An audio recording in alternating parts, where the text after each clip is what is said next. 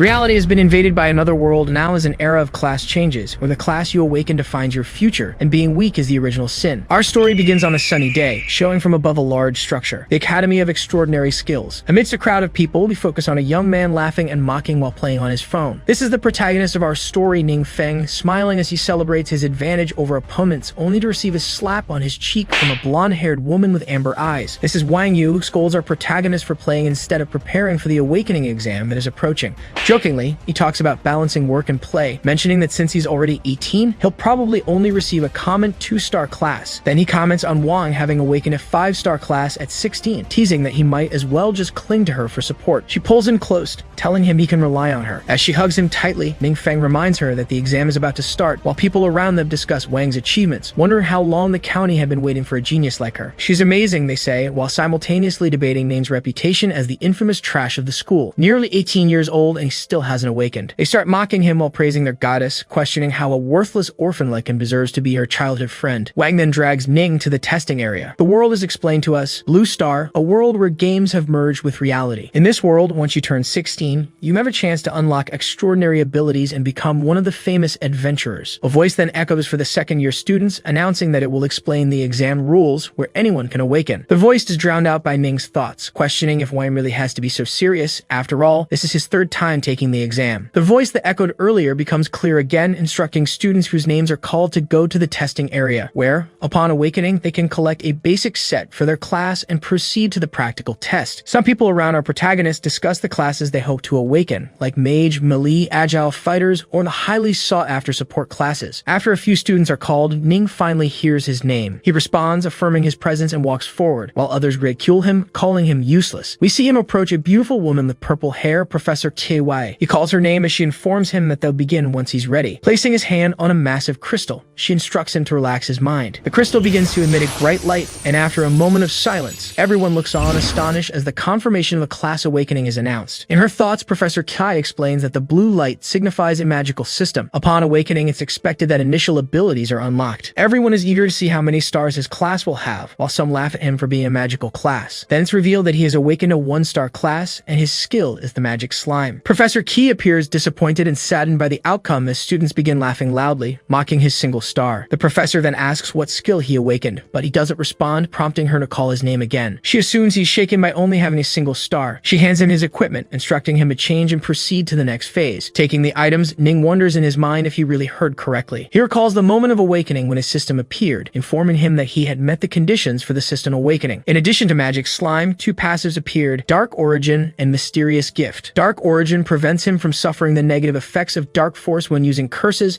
and it also allows him to use them without any cost. Meanwhile, Mysterious Gift permits him to cast forbidden spells once a week at no cost. In shock, he questions himself, wondering if dark force isn't the most dangerous type of dark magic in the world. He also ponders how forbidden spells, the highest type of magic, are connected to him. The system then informs him that due to his passive abilities, the magic slime skill has begun to change, transforming into the profane earth shield. Returning to the moment he heads toward the test, he prays that nothing goes wrong. A large purple portal emitting an aura awaits them, as the teacher informs everyone that groups of 50 people will face monsters in this realm so they can become accustomed to their abilities. They won't be able to form teams among themselves, nor can they attack each other. Drones will monitor them to ensure they don't break the rules. She asks them to review their abilities and assures them that no one else will see them so they can remain calm. Ning, equipped with his gear, inspects his status window, which describes the profane earth shield. It calls upon dark forces from another world to form barriers that can crush anyone who approaches. He thinks about how doomed he'd be if anyone discovered his dark magic. He demands an explanation from the dance system as he enters the large purple rift. We soon find ourselves inside, observing a forest with tall trees where people are fighting goblins in various ways. However, our little knockoff Gojo hides behind bushes, reasoning that he can't use his ability with surveillance covering the entire field. He'll need to stay hidden until an opportunity arises since he has no other means of attack. The scene shifts to a room where people are observing the test through drone footage. A man questions why, while everyone else is engaging F-class monsters, little Ning is hiding. Professor Key addresses this man as Captain Joe, explaining that the protagonist awakened late, his health isn't great, and his skill is only defensive. The captain quickly suggests pulling him out, arguing that someone who can't become a real adventurer doesn't need to continue the test. Just after his comment, the man in charge of the drones calls for attention, questioning what's happening. Jao is informed that one of the drones was attacked by something and the transmission cut off. Monitoring then shows a power fluctuation well above the average for this beginner level realm. As he orders a team to investigate, our view shifts to the broken drone in front of a young man man sitting on the ground with his broken weapon, wondering why such strong monsters are present in a training session. We then see a cloaked goblin, smiling with claws like Wolverine's,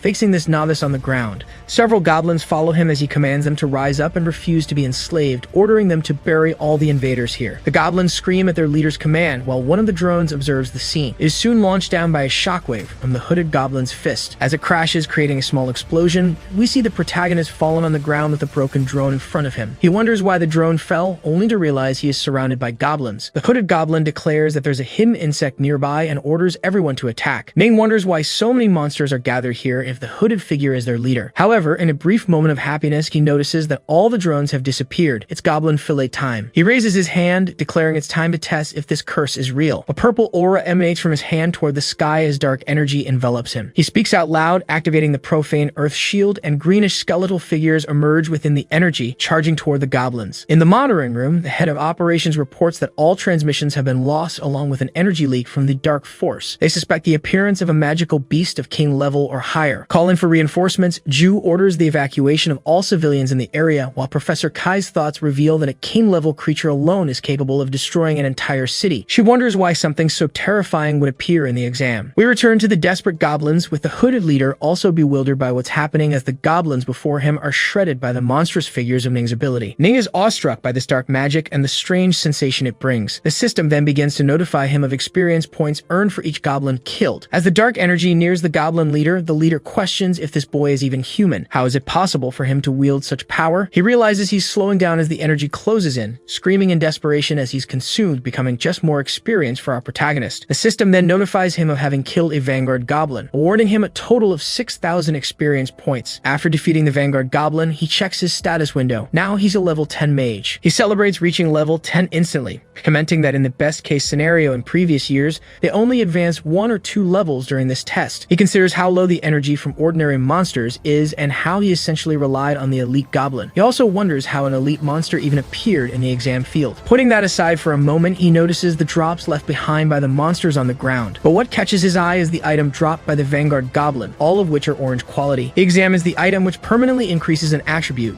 noting he's never seen anything like it before. This item is the Vanguard Badge, a consumable that permanently boosts agility by plus 10 points. He then looks at the Shadow Claw of the Slayer, but it requires level 20 to be used. Equipping it grants certain attributes and a 10% chance to trigger the combo ability. He comments that even though he can't use it yet, he could sell it for a good price, excited that it might help him face some higher level monsters. At that moment, Captain Joe's voice echoes, ordering everyone to abandon the test and use their teleport scrolls to exit. Wondering what's going on, Ming looks around and realizes that the dark energy from his skill has left holes in the ground, devastating everything in the area. Thinking about how frightening it is, he decides he needs to leave quickly to avoid being discovered. Kneeling, he uses his teleport scroll. Along with everyone else, he is teleported back to where they were before entering the realm. Arriving with a mischievous grin, he hears Captain Zhu ordering everyone to leave immediately and head to the city. Joe thinks that even if everyone here joined forces, they wouldn't be able to face a king level or higher creature.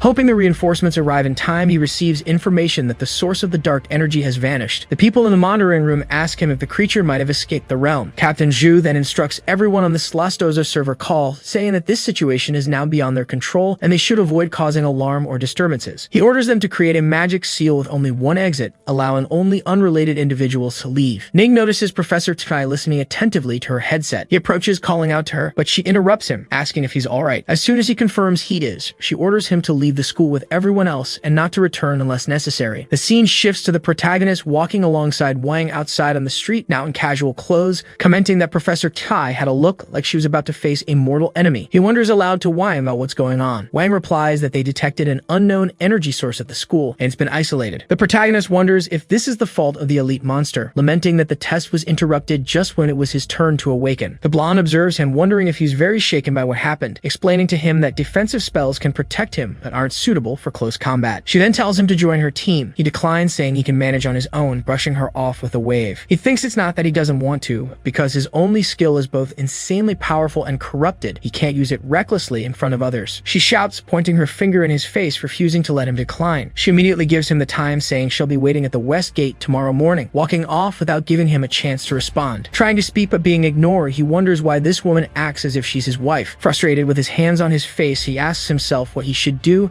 but quickly realizes that with her personality, running away would be pointless. Suddenly, he comes up with an idea, though he's unsure if it will work. After devising a plan, we move directly to the front of a massive building called Yuan Cheng Exhibition. Our little cursed one stands before this enormous building, staring at it as he thinks about how some items might have skills embedded in them. Using an item with the magic sludge ability to pass as a mage could be one way to conceal his ability and go along with Wang. He enters the building, hoping his passive skill won't turn the equipment's abilities into curses. Considering also selling the monster drops he collected, he walks in until he's greeted by a dark-haired woman in a suit who seems straight out of One Piece, asking how she can help him. He requests to see any item, clothing, or weapon with a magic sludge ability. Asking if he's a newly awakened student, she explains that low-level spells like magic sludge aren't worth buying and asks if he wouldn't prefer something higher level.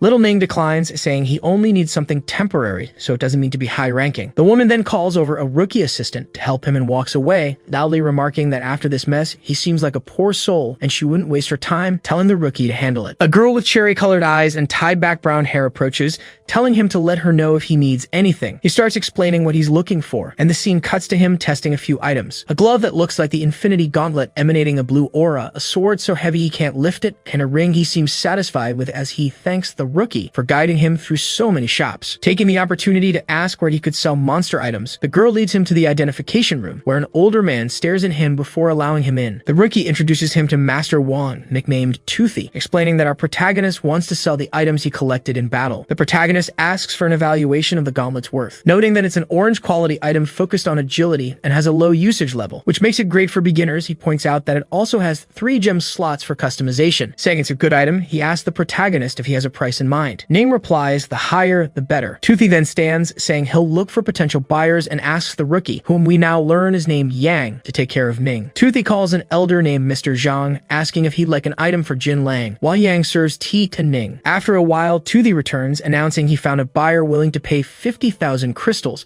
but Ning will receive 46,000 after fees. Toothy informs him that the protagonist will need to go through a few formalities before he can get his money, and since he's looking to buy some equipment, he'll recommend a few items. We then cut to a group of bystanders, including that same clerk. One of them asks her why she let such fresh meat go if she likes attractive men. She replies that being handsome doesn't matter if he's broke, saying poor men don't deserve her time. The bystanders and the gold digger glance at Master Wang and the client he's escorting. One of the clerks mentions she heard the young man sold an item for 50,000 crystals and is now shopping for another. That's more than 3 months of their salaries combined. The gold digger, in shock, questions why she didn't assist him from the start. In the next scene, Yang tells the protagonist that next time he should look for her directly. She also finally introduces herself as Yang Xin. The following day, we see Ning strolling along, whistling and relaxed. He comments on how he tested the equipment spells the night before and discovered they aren't affected by the system. Now, he doesn't need to expose his abilities. He soon spots Yu and is surprised to find her in this place. But another voice quickly interrupts, a man calling out to Yu. We see a group of 4 people, a blue-haired mage, a warrior with a shield, a red-haired berserker with facial scars, and a short-haired, pink-haired girl who's a cleric. The cleric and the berserker greet Ning calmly, while Yu introduces them as members of her guild. Meanwhile, the mage and the knight eye Ning as if he owes them something. Ning wonders why they're looking at him that way, while the blue-haired man approaches Yu, mentioning that she's about to go through her second transformation. It's explained in Ning's thoughts that every 30 levels, you can undergo a transformation. This means Yu is close to level 60, making her worthy of being called a prodigy. She asks if something happened to prompt this question, but he simply hands her a potion, saying it's nothing special and just something he wanted to give her in honor of the achievement. It's an advanced agility potion that permanently boosts agility by plus 3 points. It's orange quality and consumable. The berserker remarks that it's a high-quality item that boosts attributes, while the cleric comments that it must be worth a lot. The blue-haired one replies that price isn't an issue. It only cost a few thousand crystals. He explains that what matters is that it's a good item, hard to come by, though his father managed to acquire it through some friends. However, to the rich kid's dismay, he rejects his gift, telling him to take it back. When he asks if she isn't committed to entering the best university, the spoiled rich kid watches her turn away and start walking off, saying she doesn't need it, and that they have other things to take care of, so they'd best be on their way. Interrupting her as she walks, blue-haired asks if she really prefers wasting time with this kind of trash, pointing toward our protagonist. Yu immediately warns him to watch his words, giving him an irritated glare. As blue-haired continues to mock, he questions what would happen, claiming that his star is just garbage destined to never amount to anything in life. Even Ning wonders why he's being attacked like this and thinks to himself that he might just have enough problems that only a forbidden spell could solve. The short-haired cleric approaches blue-haired, calling him by his name, Zhao Cheng, and tells him it's time to go. Telling him to leave Ning alone, she she adds that Ning can't even afford a simple potion. Zhao sneers at Ning, telling him to go away and stop embarrassing them. But Ning fires back, asking if Zhao is some rabid dog who bites whoever he wants, mocking that a mere +3 potion doesn't give him the right to show off. Blue-haired, enraged, retorts, asking if this poor kid wants to die talking like that. The knight joins the conversation, asking if Ning really has something better, otherwise he shouldn't speak so lightly about such a precious potion. Agreeing with the knight, Zhao taunts Ning, suggesting that if he really has something better, he wouldn't mind kneeling and banging his head on the ground. But if he doesn't, then Ning should be the one to kneel. Without hesitation, Ning pulls out the Vanguard badge from his pocket, telling them to brace themselves and thinking that this would be his gift to you.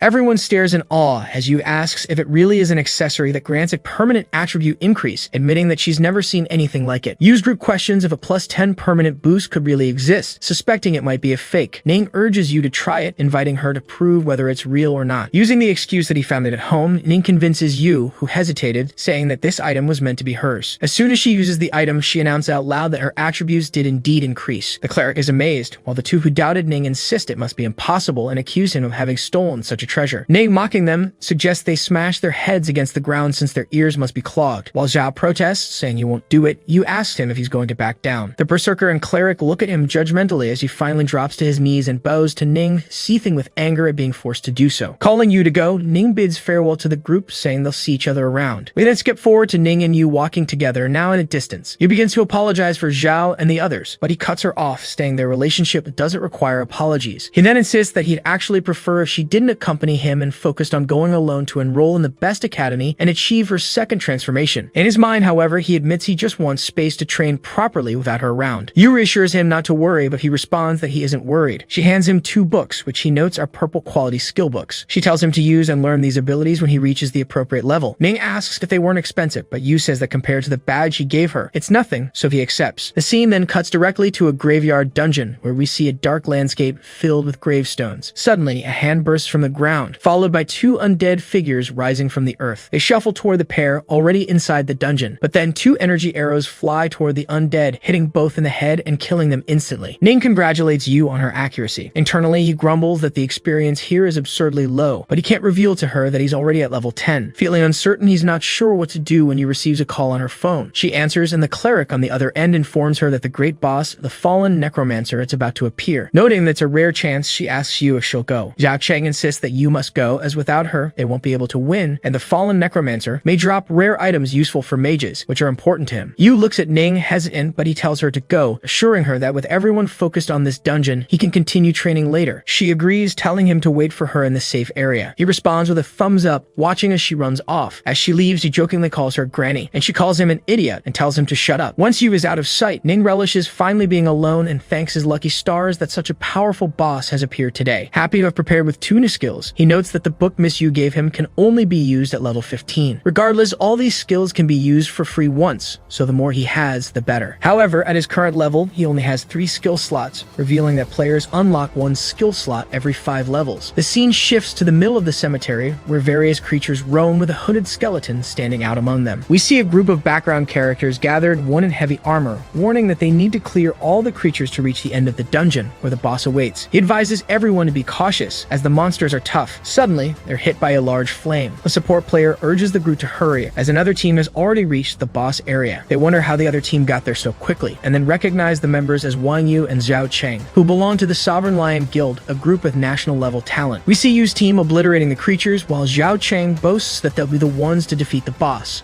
As he brags, the barbarian and cleric discuss how Yu's strength has improved thanks to the +10 agility item. The scene then cuts to a massive tower surrounded by rugged mountain ranges, where a large rift opens near the tower. Ning emerges from the rift, already inside the tower, speaking of his new ability to teleport. This is the Void Walker skill, allowing him to cross into the dark world and move to another location, with a duration of 1 hour. As he steps onto the floor, a dark reddish aura emerges and a large skeletal figure cloaked in black rises, noticing Ning's presence and mocking him for being late. The giant skeleton casts a spell, launching what seems to be a green fireball with a monstrous face. The fireball strikes where Ning stands, exploding into green flames, leaving a large scorched mark on the floor. The skeletal necromancer mocks Ning, questioning how an adventurer dares appear alone. But sensing a presence behind him, he turns to see Ning emerging from another rift, with a chilling look in his eyes, saying he came alone so he wouldn't have to share the loot with others. The necromancer is taken aback as Ning raises his hand and reveals his newly unlocked skill, Meteor Shower. Rocks begin to fall from the sky, enveloped in cursed flames that wreak havoc across the area. Massive rocks plummet from above, hitting the tower and the necromancer, destroying the structure and part of the surrounding area in a blast that raises a cloud of dust. From the smoke, we see Ning's silhouette emerging, smiling, having killed multiple creatures along with the fallen necromancer, earning 50,000 experience points. With this experience, he reaches level 30, which enables his first transformation. Looking around at the drops scattered on the ground, he raises his hand, thinking about using the gems and jewels he collected, even if the books you gave him aren't exclusive, as they're still worth a lot of money. He receives the Pendant of the Fallen Law, requiring level 30 to use, a black soulstone material, and the necromancer's emblem. He picks up the necromancer's emblem, equips it, and immediately absorbs it, calculating that even though it costs him 3 stamina, he gains an advantage with a 15-point spirit boost. Suddenly, a system notification appears, alerting him that due to the detection of a special item, the necromancer's emblem, he can choose between the secret undead mage class during his transformation or activate his secret mission to unlock the all-element mage class. Considering how rare secret classes are and knowing there's no other way to obtain them, he speculates that emblems might serve to unlock hidden classes. He declares aloud that he doesn't need any more information and will become the all-element mage, smiling as meteors continue to fall around the dungeon. The scene shifts to use group, startled by the meteors striking around them. The barbarian questions how such a powerful spell is possible, while Yu urges everyone to retreat and follow her, warning that if they stay, they'll be flattened to ash. Jiao Cheng protests, saying they shouldn't abandon the boss, but Yu snaps at him, asking if he wants them all to die in this situation. Rumbling about their bad luck, he finally agrees. Yu takes out her phone to message Ning, but he responds, saying he already left to take care of something. We transition to outside the dungeon, where Ning approaches a temple and notices there's hardly anyone around. He spots a woman who asks if he's there for the transformation mission. Confirming, she promptly begins to register his information, his name, age, and class. Curious, she wonders aloud if he really only managed to awaken at 18 and only achieved a 1-star class. Finding his qualifications poor, she asks him to follow her to the awakening area for 1-star mages. They arrive in a room with various floating crystals arranged around a circular space in the center. She instructs him to follow the steps, saying she'll leave him to it, and Ning simply thanks her. We follow the woman as she walks away, encountering a familiar face, Captain Joe,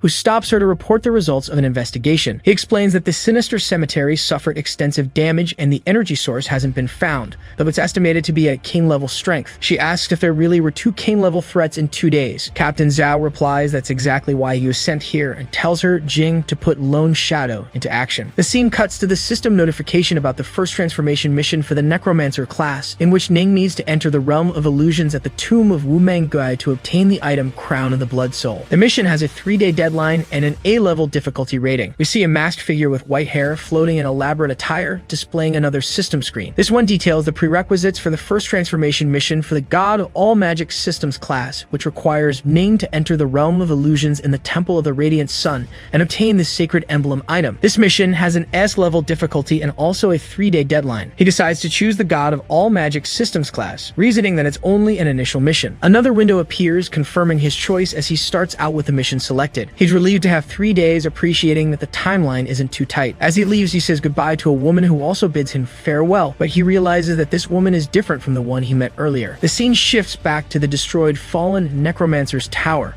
In the shadows of the cavern, silhouettes are visible as a rookie comments on seeing a lone shadow for the first time, while Captain Jiao tells him to keep his voice down, reminding him that the very existence of this organization is a secret that must not be leaked. Jiao mentions that it's rumored all members of this organization possess a hidden class that allows them to harness the power of the dark force in combat, specifically for completing special missions. The woman from earlier, now clad in armor, comments that even though the energy has almost entirely dissipated, it still affects her due to its overwhelming power. She tells the 2 men who were speaking earlier that they haven't found any leads on the culprit, who likely vanished after causing the destruction, leaving them unable to discern his motives. Zhao asks her if there might be a connection between the anomalies occurring in the secret realms and this recent incident. She can't confirm anything, but says she'll consult her superiors and request reinforcements. The rookie asks if they really sent the Lone Shadow's Hurricane herself, and if they're genuinely that concerned, then speculates that it might not even be a monster. Jing cuts him off, asking if he suspects it's a mutant like herself. He apologizes, saying he didn't mean to imply that. She replies that the power level exceeded king level, pointing out that a human body couldn't handle controlling such massive dark energy. The man deduces that an unusually powerful monster must be lurking in the region, posing a potential catastrophe. She agrees, saying they need to locate it as soon as possible since it's hiding in the shadows. The scene then shifts directly to the protagonist's home, which is pitch dark as he closes the curtains, remarking that he finds the darkness strangely comforting. Sitting on the floor, he mentions that he's reached level 30,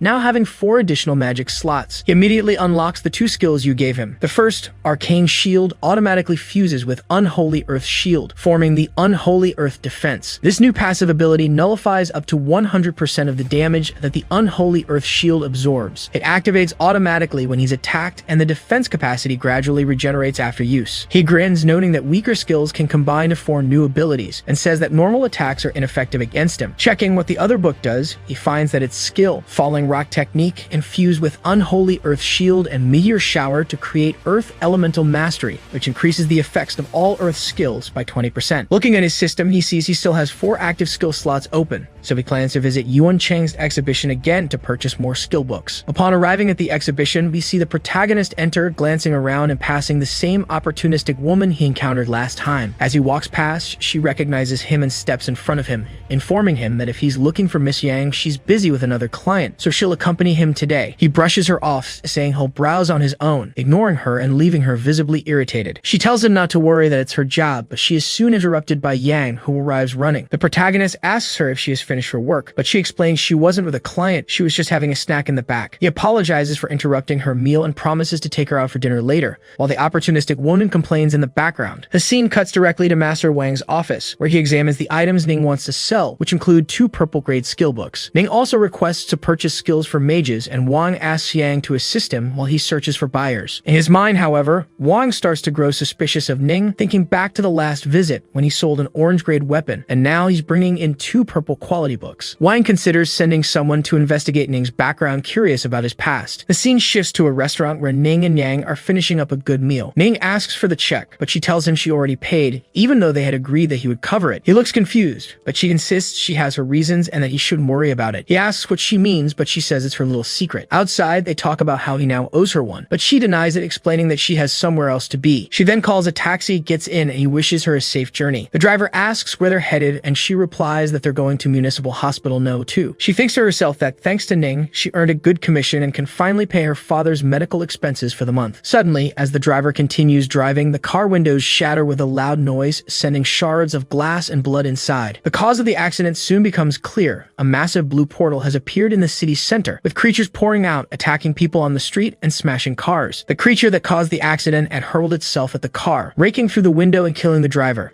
Yang managed to leap out of the vehicle, landing on the ground, and questions how monsters could enter the safe zone. As she stands up, she sees a large, muscular creature with 2 claws and a blood-stained shell, the same creature that had just killed the driver. In the sky, a humanoid silhouette emerges from the portal and slowly descends. Its right arm appears to be affected by some kind of mutation, and as it smiles, we can see what looks like a skull pendant with a blue gem around its neck. Suddenly, our view cuts to a large explosion. Within the flames of the explosion, we see the massive creature that just attacked Yang, roaring as the flames dissipate. We see Yang, impressed with her arm extended, asking if her magic had no effect at all. A screen appears showing that she is a 1-star mage at level 34. The enormous creature leaps down to attack her, but mid-air, its body disintegrates into blood. We see a man holding a large sword, wearing heavy armor, emanating a glow from his blade. The creature's blood splatters as Yang protects herself, realizing that it was Captain Zhao who defended her. He asks if she's alright, and after she replies that she is, he warns her that if she can move, she should find a place to hide. As Yang begins to run, Zhao questions whether the entire environment has truly been corrupted, explaining that the secret realm has started to merge with reality. He adds that he has never seen such a severe decay. Looking at the remains of the creature he just sliced, he warns that these creatures are far too strong for 1-star people to handle.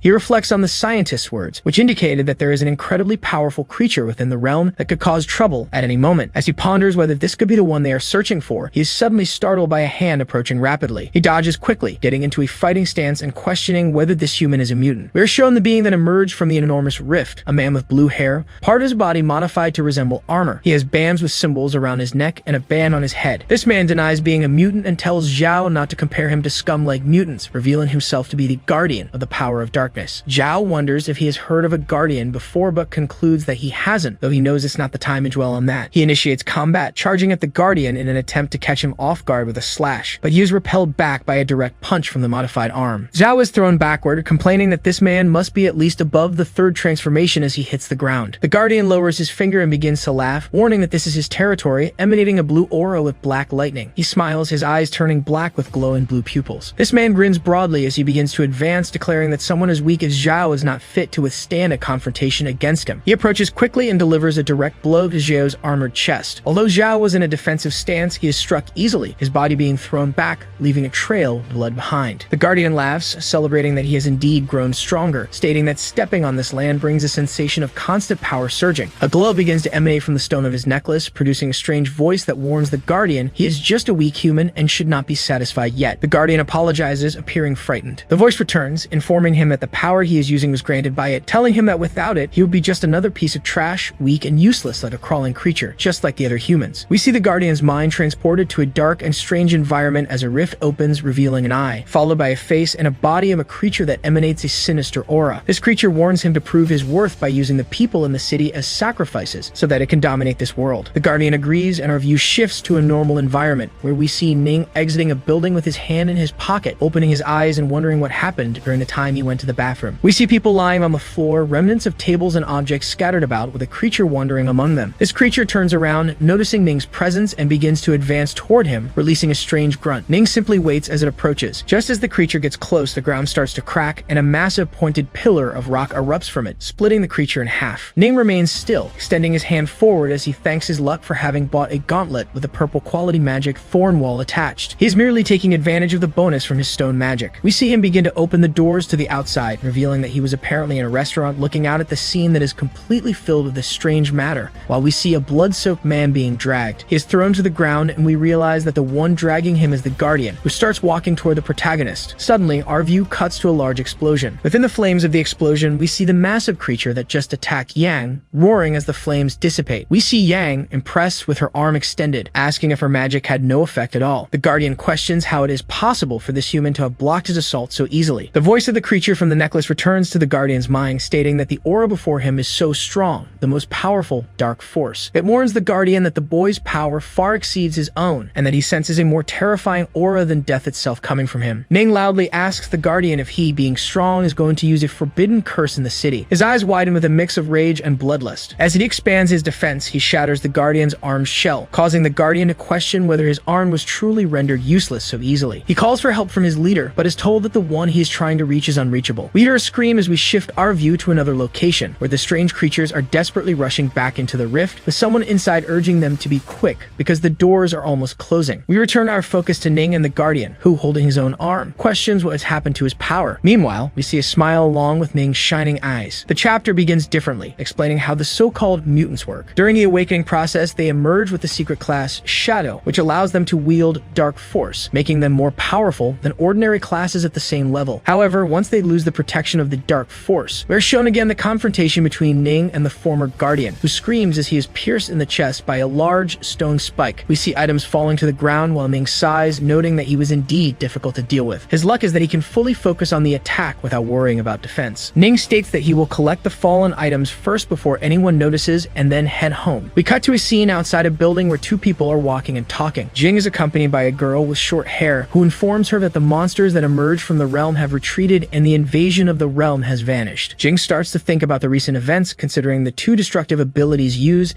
the invasion of a realm in reality that appeared and then suddenly disappeared, wondering what the enemies want. She asks the girl with short hair what happened in other areas. The girl replies that they are generally safe, except for the significant losses and destruction in the southern region. Jing mentions that this is the area Captain Jail was responsible for. She suggests they should take a look at the region. The scene darkens, and we now see a man examining the body of the former captain, now dead, with a pierced arm from spikes. This gray-haired man asks if all their belongings were stolen. The man's name is revealed to be Du, and as his shout echoes, ordering him not to move and to state his name. We see Jing and the short-haired girl approaching while Du reveals himself to be a member of the Cloud Kingdom. He shows his identification emblem while Jing questions whether it's the the unofficial organization composed internally of fighters. He confirms this as Jing asks again if they don't usually operate in secrecy, then inquires why he is in this location. Duan looks at the dead former guardian, stating that he was part of his organization but betrayed them. He aided the invasion of reality by directing the creatures from the rift toward their camp, but only a few survived. The girl with short hair asks if this just happened, and Jing adds if it was the death of this man that ended the invasion. Duan asks if they were the ones who killed him, but Jing denies it, stating that they don't even know who it was. Duan reflects that the former guardian hid within the spaces in realms, and that he had searched for him multiple times, but he always escaped. Jing continues her reasoning, thinking that Zhao was the strongest in the third transformation, yet he was easily defeated. She contemplates that for someone to have stopped the invasion and defeated someone so strong, they both share the same thought that perhaps there is indeed someone so formidable in the city of King Yu. Duan interrupts her thoughts, beginning to move away as he says he will look for something after Jing asks where he is going. We go directly to Ning's home, where he is celebrating that the former captain dropped 2 sets of orange armor from the fighter class, though they require level 120. He thinks that this is more exciting than fighting bosses, and that since he wasn't using those sets, he likely didn't have the level to equip them. Otherwise, he would need to use some forbidden magic to gain the necessary level.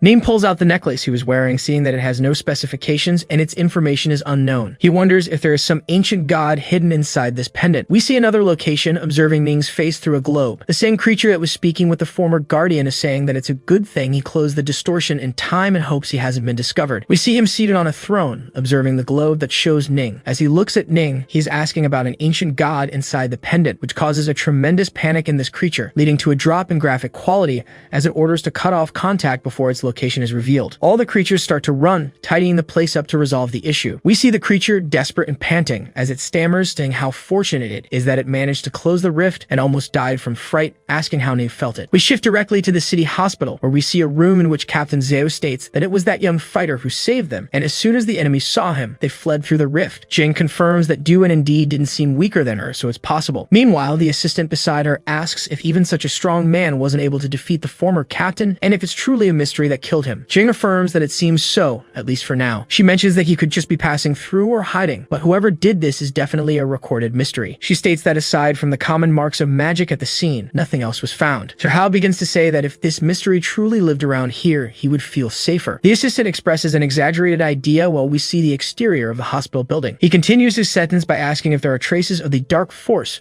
from the battlefield last night. Zhao confirms that there were some monsters from the realm present. The assistant insists that it's a crazy idea, but he asks if this great mystery could be a mutant. After all, the 2 forbidden spells cause no fatalities for them. He continues his sentence asking if this great mystery could be, but he is cut off by Zhao, who states that this is impossible and that he's just overthinking it. Jing starts to wonder if he really is thinking too far from reality. The scene changes to Ning walking down the street, approaching 2 security guards. He introduces himself while notifying the guards that he has come for a class change mission. We see a vast location with a symbol of the sun, as Ning confirms that this is the Temple of the Radiant Sun. Behind him, we see a shadow lurking behind a rock, spying on Ning, revealing itself to be Duan as we flash back to a few days earlier at the exposition. We see Duan entering the room with the broker announcing to Master Wan that he has arrived. Wan greets Duan and asks if he is the one interested in a set of armor for a 4 transformation fighter. The broker begins to think about how tall, elegant, and strong he is and how her future would be secured if she were beside him. She wouldn't have to worry about the future. Wan continues, saying that an old client just called to sell a 4-star armor set for fighters. However, he only has 2 pieces, the pants and the breastplate. Duan asks where this seller is, but Wang says he cannot come today. In Duan's mind, he begins to think about the pants and breastplate being 4-star. Although it's not yet confirmed, it's likely that this is his master's legacy. We return to the normal world with Duan asking where this client is and that he would even pay for the information. Wang questions what is happening and wonders internally if it is a coincidence. He thinks about how Ning Feng just announced the armor set, and then this man appear asking for information, as if they had planned it. He begins to tell Duan that he remembers the seller mentioning something about going to a neighboring city to settle some matters, so he would call to confirm. We go inside Master Wang's office as he questions the broker if the gentleman has already left. She confirms that she escorted him out while asking if anything was wrong.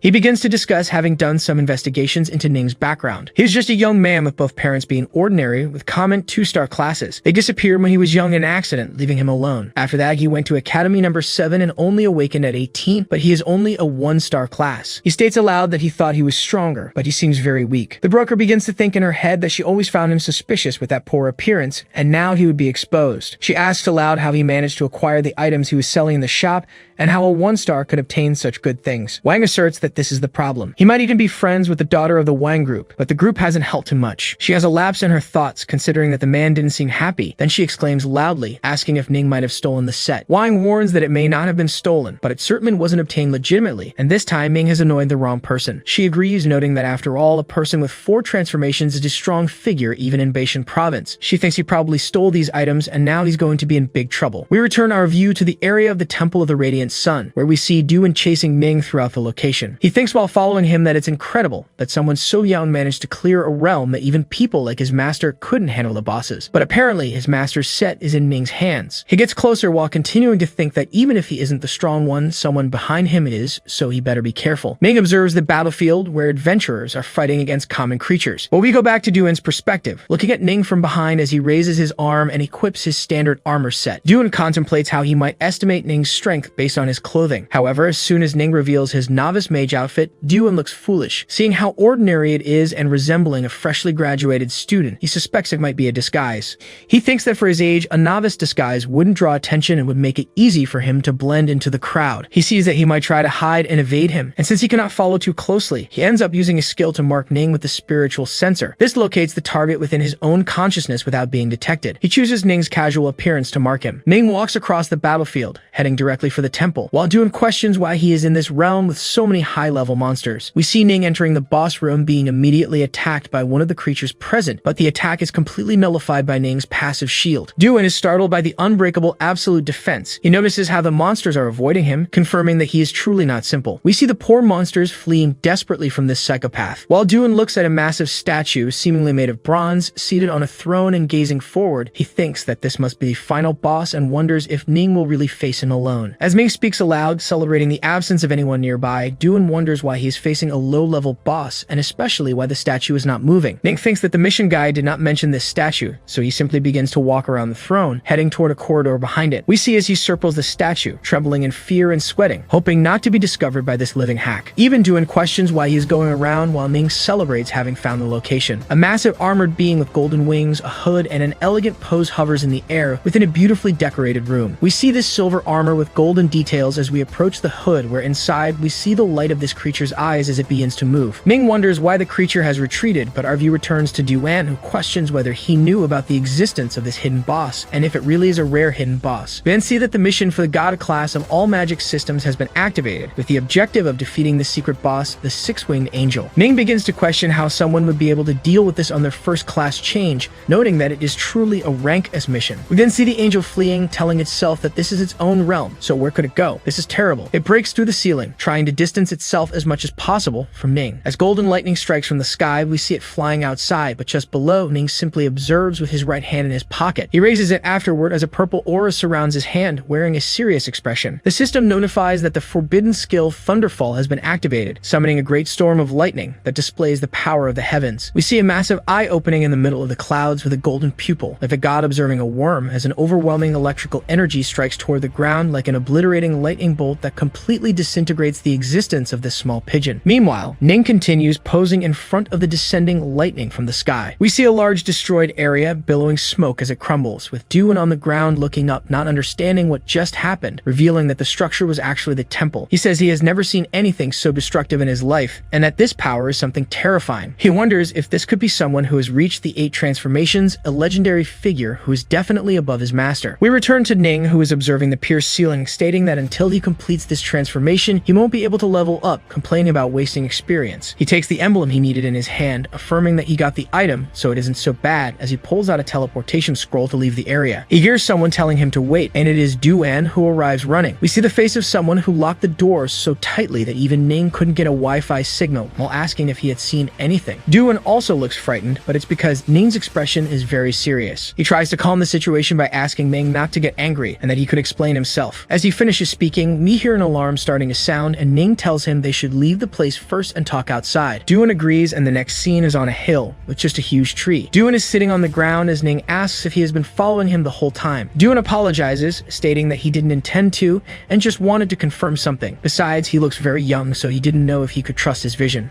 He starts to explain that even though his master was strong, he sacrificed himself to temporarily seal the realm, but the traitor managed to escape. Duan continues, expressing anger while clenching his fists that over the years, this traitor sacrificed countless humans to undo the seal. He even pursued him, but was never able to catch up. Ning looks foolish, thinking about this guy being at the fourth transformation. If he hadn't revealed himself, he would never have noticed him. He considers that even with the forbidden skills, his level is very low, so it's just a matter of time before he gets discovered for his foolishness. Doon looks frightened while staring seriously at Ning as if he might tear a piece out of him. Doon thinks to himself that Ning has gone silent all of a sudden, wondering if he is considering killing him to hide his secret. Even though he is scared, Doon thanks him for avenging his deceased master, stating that if he needs anything in the future, he will be there to help. Ning thinks about him not being weak and apparently being solitary, so forming a good relationship would be very useful. Ning then makes it clear that no one besides him can know what happened in that place. Doon assures him that he can rest easy. He will keep the secret, while in his mind he thinks about Ning's magic possessing a great power of dark force, but it does not harm innocents, and he is the one who cleared the invasion from the realm and saved the city. So even though he doesn't understand why he should remain discreet despite being so strong, he owes him his respect. In any case, he has nowhere to go, so he will stay in Kinyu for the time being. We see Ning getting up and starting to walk with Doon following him. Our protagonist's phone starts ringing as he answers, saying the name Professor Kai. She asks where he is, and he quickly responds that he is outside the city and will be back soon, questioning if she needs anything. She informs him that she has some things to ask him and that if he has time later when he returns, he should meet her. She suddenly hangs up while he wonders why she would call out of the blue. But we cut directly to a meeting room where Professor Kai is talking to Jing. Jing asks what she said, and Professor Ki affirms that he is fine and will be back soon. Jing mentions how he awakened a few days ago and already reached the first transformation. She comments that if it weren't for the investigation, he would have gone unnoticed.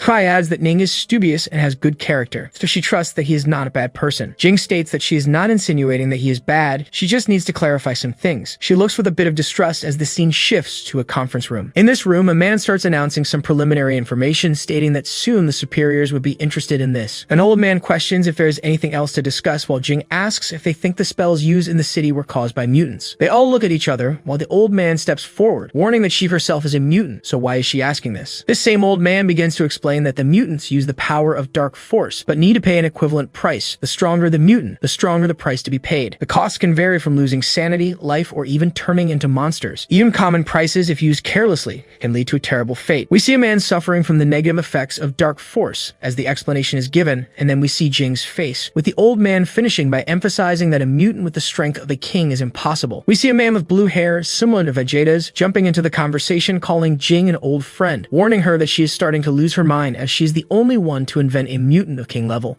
He advises her to go write stories since she enjoys making them up so much. Jing cuts him off, stating that she is just considering all the options, and whether he wants to listen to them is up to him. This same blue-haired man asks if she is really trying to explain herself, then clearly she is incompetent and cannot figure anything out. He states that if there really were a mutant at king level, he would rip off his own head for her to use as a wall. The old man adds that everyone has sent investigation teams to the city of Kinyu, asking for cooperation and informing them that the investigation team will assist with all the work they need. He informs her that the requests for reinforcements from the Lone Shadow have not been approved. She questions if this is a lack of confidence in her, but he responds that no, it is not a lack of confidence, and she should just be patient. Jing stretches her arms out in front of her as the door is suddenly opened by the short-haired girl. She screams for Captain Jing, announcing that she has breaking news. The Radiant Sun Temple has been hit by a destructive spell, and there are injuries at the scene. Professor Qi joins the conversation, informing them that Ning Feng was undergoing his first transformation test at. She is interrupted by Jing, who confirms exactly he performed it at the Radiant Sun Temple. She gets a small smile, thinking that this is finally starting to get more interesting. We observe the city of Longmo from above with a large protective shield. We see Ning with Duan in the middle of a crowd asking what might be happening at the Radiant Sun Temple. The people, scared by what's going on, are beginning to be calmed by a soldier who claims that the shield is at a higher level,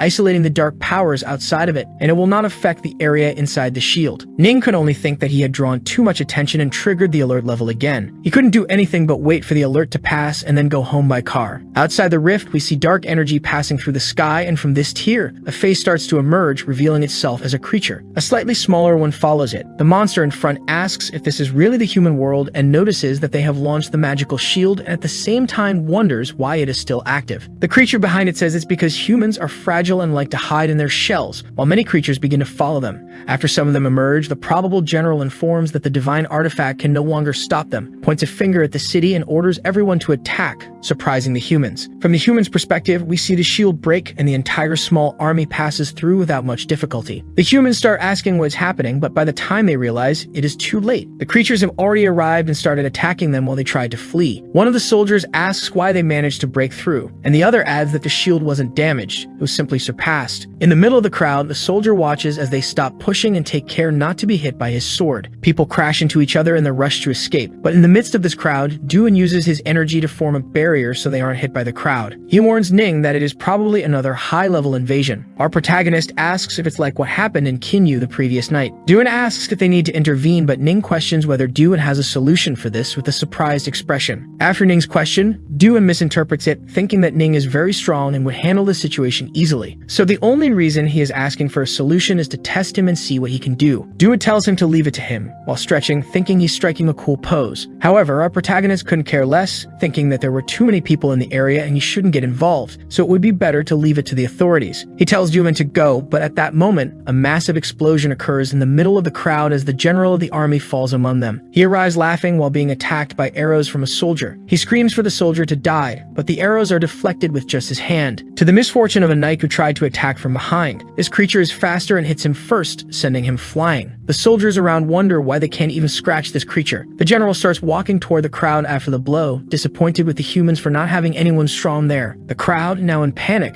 begins to scream and flee even more, trampling each other while crying for help. Another girl gets left behind in the middle of the crowd, with the general behind her, raising his sword. The general screams that they are useless. However, the sound of swords clashing is heard as Lewin strikes a badass pose, holding the enormous sword of this creature with just a dagger with golden details, giving the girl time to escape. Doon says that although Ning doesn't need protection, the rest are in danger, so he couldn't just do nothing and watch. Therefore, he will take care of it. By hearing this, Ning simply tells him to stop calling him Lord, as it is embarrassing. The excited creature claims that at least one person here isn't useless, while being thrown away by Doon's strength. Before it could even recover, Doon had already charged at it, jumping into a pose with his daggers, and in an instant, he made several cuts on the creature, not even giving it a chance to react. At the same time as he was cutting, people around asked what level he was to be so strong that he didn't even give the monster a chance to react, and they probably thought he had a secret class of 5 stars to be so extraordinary. Finally, as the creature exploded behind him, he kept walking toward the army, and we see his profile. Doon level 137, secret class, secret warrior. Ning could only think about how amazing he was, but to maintain his cool, he just said, he has something interesting. The humans in the watchtower shouted that since the leader of the monsters had been killed, they could counterattack with the archers shooting at some creatures trying to retreat back into the rift. And since the leader had been killed, the environment, which had been dark, returned to its normal color. Meanwhile, Doon asked Ning if there was anything else he needed to do, to which Ning denied, saying that Doon had already done enough. The people around saw Doon respecting Ning and wondered how strong he had to be for this fighter to be so respectful toward him. They even speculated that he might be the son of a powerful family, going out with bodyguards to gain experience. Doon extended the items that have fallen from the leader, asking our protagonist to accept them. The people around seeing the orange quality items were excited, knowing that even though they couldn't use them, selling them would bring in thousands of crystals. Our protagonist took the items, the first being a skill book for agility, which he said was perfect for Wanyu, the fatal entrance. Then there was the shield, which had the appearance of the creature's face from before. They could sell it for money later, the black shield. While they discussed the items, 2 awakened individuals approached them, asking for their attention. One was wearing armor, supported by what seemed like a crutch. The scene then shifted to a bit further ahead, where the mayor of the city was thanking them for their help in saving Longbow City and introduced himself as Mudongming. He asked if they were from out of town, as they didn't seem like locals. Ning said that they were just trying to conduct some business but got trapped in the area due to the state of emergency. Once again being misunderstood, Ning simply asked if the mayor really didn't know why he was there. But the mayor interpreted this as a threat, seeing Ning as someone intimidating. Ning tried to apologize, stammering but not really knowing how. One of the awakened individuals then stated that it was the department's fault and expressed regret for causing any trouble for Ning. Ning merely said they didn't need to apologize and, in his head, thought that it was actually his fault. The mayor asked his assistant to bring a flight scroll that he had just purchased as a reward for Ning. As the assistant left, our protagonist thought to himself that it was a great acquisition. After all, it's difficult to find one of those in a small town, and even though it could only be used once, it provided a quick and convenient journey to a distant location. The mayor then made a request to Ning, asking if he could stay in the city for a while since things hadn't been calm there recently and their defense was really weak. But our protagonist regretted that he couldn't fulfill the request, thinking that he needed to complete his class change within 3 days. If he were delayed, he would never be able to complete it, and he finally asked aloud if the mayor thought he was free. This sounded bad again, scaring the poor mayor, who immediately apologized. After that, the assistant arrived with the scroll and a bonus. The mayor handed over a supreme black card from the Yuan Cheng exhibition as a gesture of gratitude and respect. Our protagonist thought that he had heard that this card was only issued to a very limited number of influential people, offering many privileges. No wonder the mayor was able to buy a flight scroll. He must have this card. Doon took it while Ning thanked him, and the mayor thanked them for not being responsible for the delay. Finally, he asked if one day the city were in danger and they were nearby, could they ask for their help. Our protagonist confirmed that yes, but only if he had time. The people around started to celebrate, and soon Dooman grabbed our protagonist and used the scroll to leave the city. We then shift to the class change room in Kinyu City, where Wang's team was informed that they had finished, with Blue and Wang walking. As they walked, Wang noticed two auras passing through the sky, one green and one purple. She stopped to look at the auras, and Blue asked why she had stopped. She responded that she had seen people flying and thought one of them was named Feng. Blue responded that it was a mistake since a flight scroll cost thousands of crystals, and Ning would never be able to afford one. He asked why Ning would be in a class change room since he had just awakened, but he stayed quiet while Wang said that if he badmouthed Ning again, he would regret it. He mentally wondered what was wrong with him compared to Ning. The pink-haired cleric approached, telling Wang not to worry and asking how she was doing with her second transformation missions. Meanwhile, Blue told the barbarian that he hadn't gotten a level S mission, but had received an awakening level A mission. The barbarian tried to comfort him, saying that only the lucky ones got level S missions, and the cavalier reminded him that completing a second transformation mission at 18 was considered a supernova, coveted by the top universities, and a level A mission was a rare opportunity. The excited cleric asked how Wang was doing, but she seemed sad, and her companions noticed, asking among themselves if she had gotten a level C or lower mission. Blue thought that even the prodigy girl had her bad days, and a class change mission far below what was expected could really affect her attribute bonuses and skill unlocking. He concluded, speaking out loud, that she could still catch up and surpass others in the future, and even if she didn't, he would still be there to help. However, he still thought that returning to the top with a level C mission was a huge setback. But then he got a sharp reply from Wang saying that she wasn't upset about a level A mission,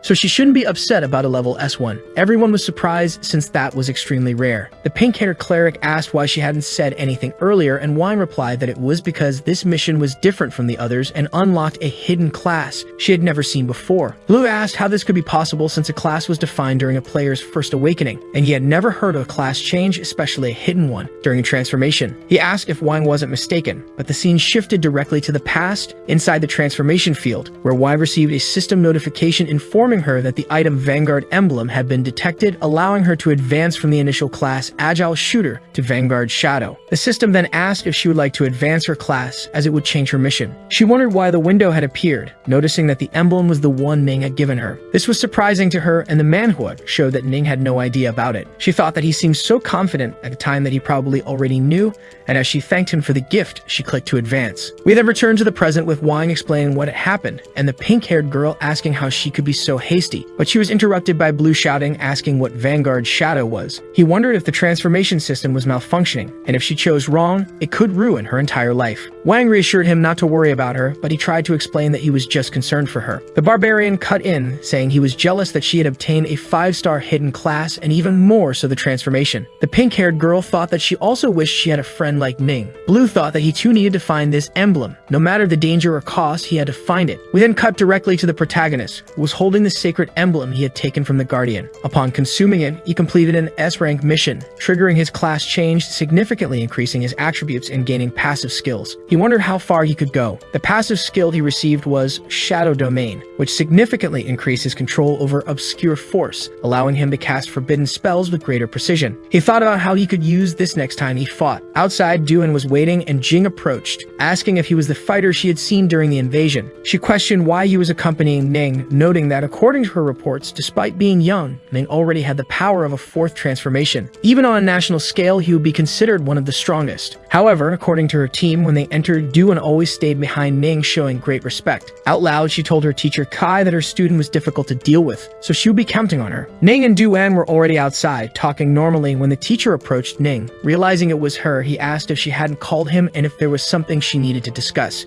She confirmed it, and Duan once again called him Sir, saying he would wait for them to finish. The teacher noticed this and asked why Ning was being called Sir, but our protagonist just said he was joking. The teacher then asked if Ning had really completed his first transformation. Our protagonist became nervous, realizing that his secret had been discovered. Even though he knew he couldn't hide it for much longer, it had happened too quickly. However, he thought that she was one of the few people he could trust and had always been attentive. So he decided to answer yes, giving a slight smile to mask his nervousness. He mentioned that it was complicated, so he preferred not to let too many people know. She spoke seriously, saying that there was still something strange and she needed to confirm it. She asked if he had been affected by the power of the Obscure Force. He cursed in his mind, asking why she was asking that, but in his head, he thought that she might be asking to see his status in the system. While he thought about it, she mentioned that the world was undergoing strange changes, and the invasions of secret realms were becoming much more intense. Many people who had been affected were transforming into new mutants. Our protagonist simply reassured her that she didn't need to worry, as he wasn't a mutant. In his mind, he thought that the mutants were closely monitored by the government, and he didn't want to get involved with them at all. Although she trusted him, she extended a crystal and asked if he could do a test to check. She explained that when he injected his energy into the crystal, it would show the amount of obscure force he possessed. He hesitated, sweating as she noticed his uncertainty. He explained that he was just nervous because it was his first time in a situation like this. As soon as he extended his hand and touched the crystal, injecting a bit of energy, the crystal shattered into pieces, leaving both of them stunned. Our protagonist tried to cover up and asked what had just happened, and the teacher, Kai, recalled her conversation with Jing. One day, she explained that the black crystal was very sensitive to the power of the obscure force, and the government often used it to detect mutants. When exposed to a certain amount of obscure force, the crystal would begin to vibrate, and the more energy it absorbed, the stronger the vibration. She demonstrated by touching the crystal, causing it to shake. But the teacher ended the thought looking back at the shattered crystal and asking what it meant when the crystal exploded. Our protagonist stated that it was truly incredible for someone to awaken and undergo a transformation right after. However, the teacher had known him for a long time and asked if she knew his character. She confirmed in her mind that after all, he had lost his parents a long time ago and awakened later than others. Having an optimistic and positive mindset was quite rare in these situations. She personally trusted him, but due to protocol, she would have to report what had happened to her superiors. He said he understood but wondered in his mind what the authorities' reaction would be. In the best case scenario, he might be able to leave Kinyu City right now. As he thought about this, the teacher extended a small item to him, saying it was a gift she had prepared to congratulate him on his first transformation, a skill book. Our protagonist thanked the teacher for taking care of him all these years and said that he also had a gift for her. He pulled an item called Sacred Wings from his inventory, an orange tier item with a level requirement of 30. It increased some points in spirit and had abilities such as resistance to darkness, health recovery, healing effects, and the ability to cast spells without reciting the incantation. The teacher was startled by the orange tier equipment and the ability to avoid speaking when using magic, as it could save lives in critical moments.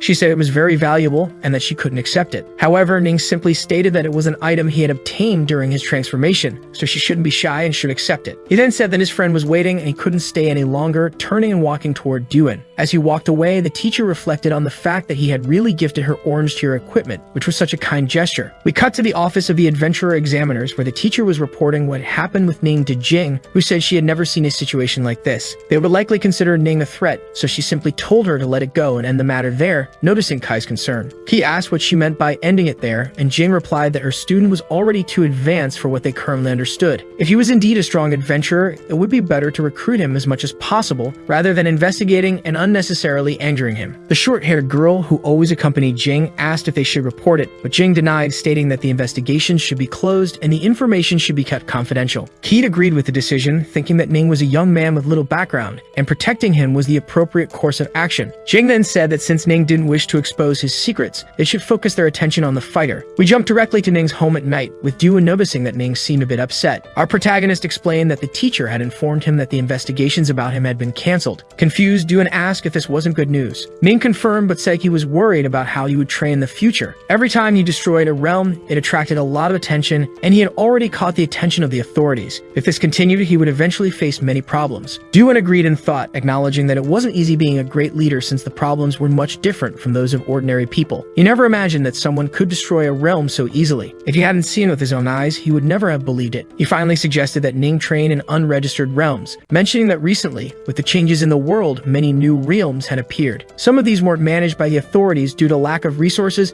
and others were occupied by evil forces. Ning agreed that this could be a solution and asked if Duan had any information about these realms. Duan confirmed that he currently knew of two but could search for others if necessary. As Ning thanked him, he thought that acting like an ordinary person was more effective than being seen as a student. Finally, he decided to sell the loot at the exhibition and rest a bit, pulling out the supreme black card given by the mayor. In the end, he thought that improving his curse usage shouldn't leave him behind compared to others. Meanwhile, at another location in the Swift Hotel, Duan walked toward a large door, saying that he didn't expect it to be so late when he returned to Ning's house. He mentioned that he would spend the night there again and then look for a place to rent. As soon as he entered, someone approached him, and after Duan asked who they were, the person introduced themselves as the mayor of Kinyu City, who had just taken office. We fast forward a bit to the two sitting together, with the mayor thanking Duan for his help during the realm invasion last time. He asked if Duan had any plans to live in the city permanently. Duan confirmed that he did, and the mayor said it would be great to have such such a strong warrior in the city. He then handed him a special adventurer certificate issued by the city with high privileges. He also said that if Duin needed anything in the future, to let him know, and he would do his best to help. As Duin looked at the card, the mayor thought about how another city had tried to recruit him before, but all the attempts were rejected. He really hoped that Kinyu wouldn't be dismissed as well. But contrary to what the mayor expected, Duin simply thanked him for the kindness and accepted the offer. The mayor was confused, saying that Duin didn't mean to thank him, and in the end, Duin could only think that this card would probably be useful for Ning in the future, so he would accept it. The mayor could only think that someone with a fourth transformation would make Kinyu City much safer. Even though he didn't understand why Duin accepted, he said that Sulan's suggestion had been good. He then asked Duin if he was looking for a place to stay and said he would arrange it immediately. We return directly to the ninja's room where he's playing and winning a match in a MOBA game. Realizing it's already late, he was about to go to sleep but wondered why the class group was talking so late into the night. He noticed they were discussing the levels they had reached, with Fang Yu's level being the highest recently at 27. One person mentioned that Wang's team had left the city to do missions. Our protagonist thought that his classmates had awakened when they were 16 and wanted to take the university admission exam. To do so, they needed to reach at least a transformation level or higher. He hadn't expected to surpass them all in just a few days, but then he noticed someone in the group nudging him, saying that he was always playing. He looked at the person suspiciously, thinking that they might be another worshipper of Wang, wondering if they were a stalker who had been watching his account's feed. Just as he was about to ask why it mattered to them what he did with his life, Professor Kai spoke, telling him to mind his own business. He could only admire the professor, while another student mentioned that multiple invasions of secret realms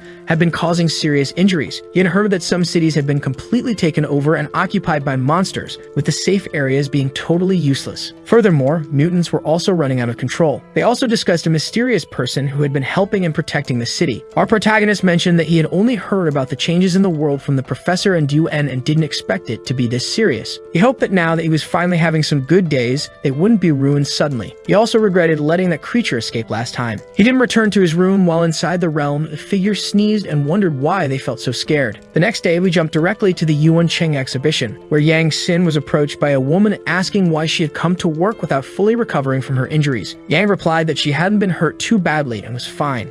The opportunist simply said that Yang claimed to be fine but was clearly anxious to return to university. Yang denied it, and the opportunist sneered, saying that her career ladder had been interrupted by a thief who dared to steal from a fourth transformation person. She promised that they, along with her, would be pulverized. Yang just denied it, saying that Ning would never do such a thing. However, the woman with purple hair laughed, saying that her master had ordered an investigation into his background. He was just an 18-year-old useless person who had awakened to the work of the star, and since his parents died early, he would never have the ability to obtain high-class items. Now that a fourth transformation person was after him, if he wasn't just a thief, she asked, what could he be? However, before she could continue, an aura emerged, and it was Ning who summoned a crystal that nearly hit her neck. He warned her that she was being too insolent, and that he almost lost control. She stumbled backward and asked if he really dared to use magic at the exhibition, calling for the security guards. Yang warned him to leave quickly before the guards arrived and reminded him that the Yuan Cheng exhibition had enormous influence. A regular person couldn't afford to offend them. But before he could do anything, we saw a large group of people approaching, both the security guards and the exhibition master, asking what had given Ning the courage to do something like this in such a place. Ning simply replied that he had learned he was being investigated behind his back and that Master Wang had even labeled him as a thief. The master replied that whether he was a thief or not, he was the one who knew, but he didn't have the qualifications to be so bold.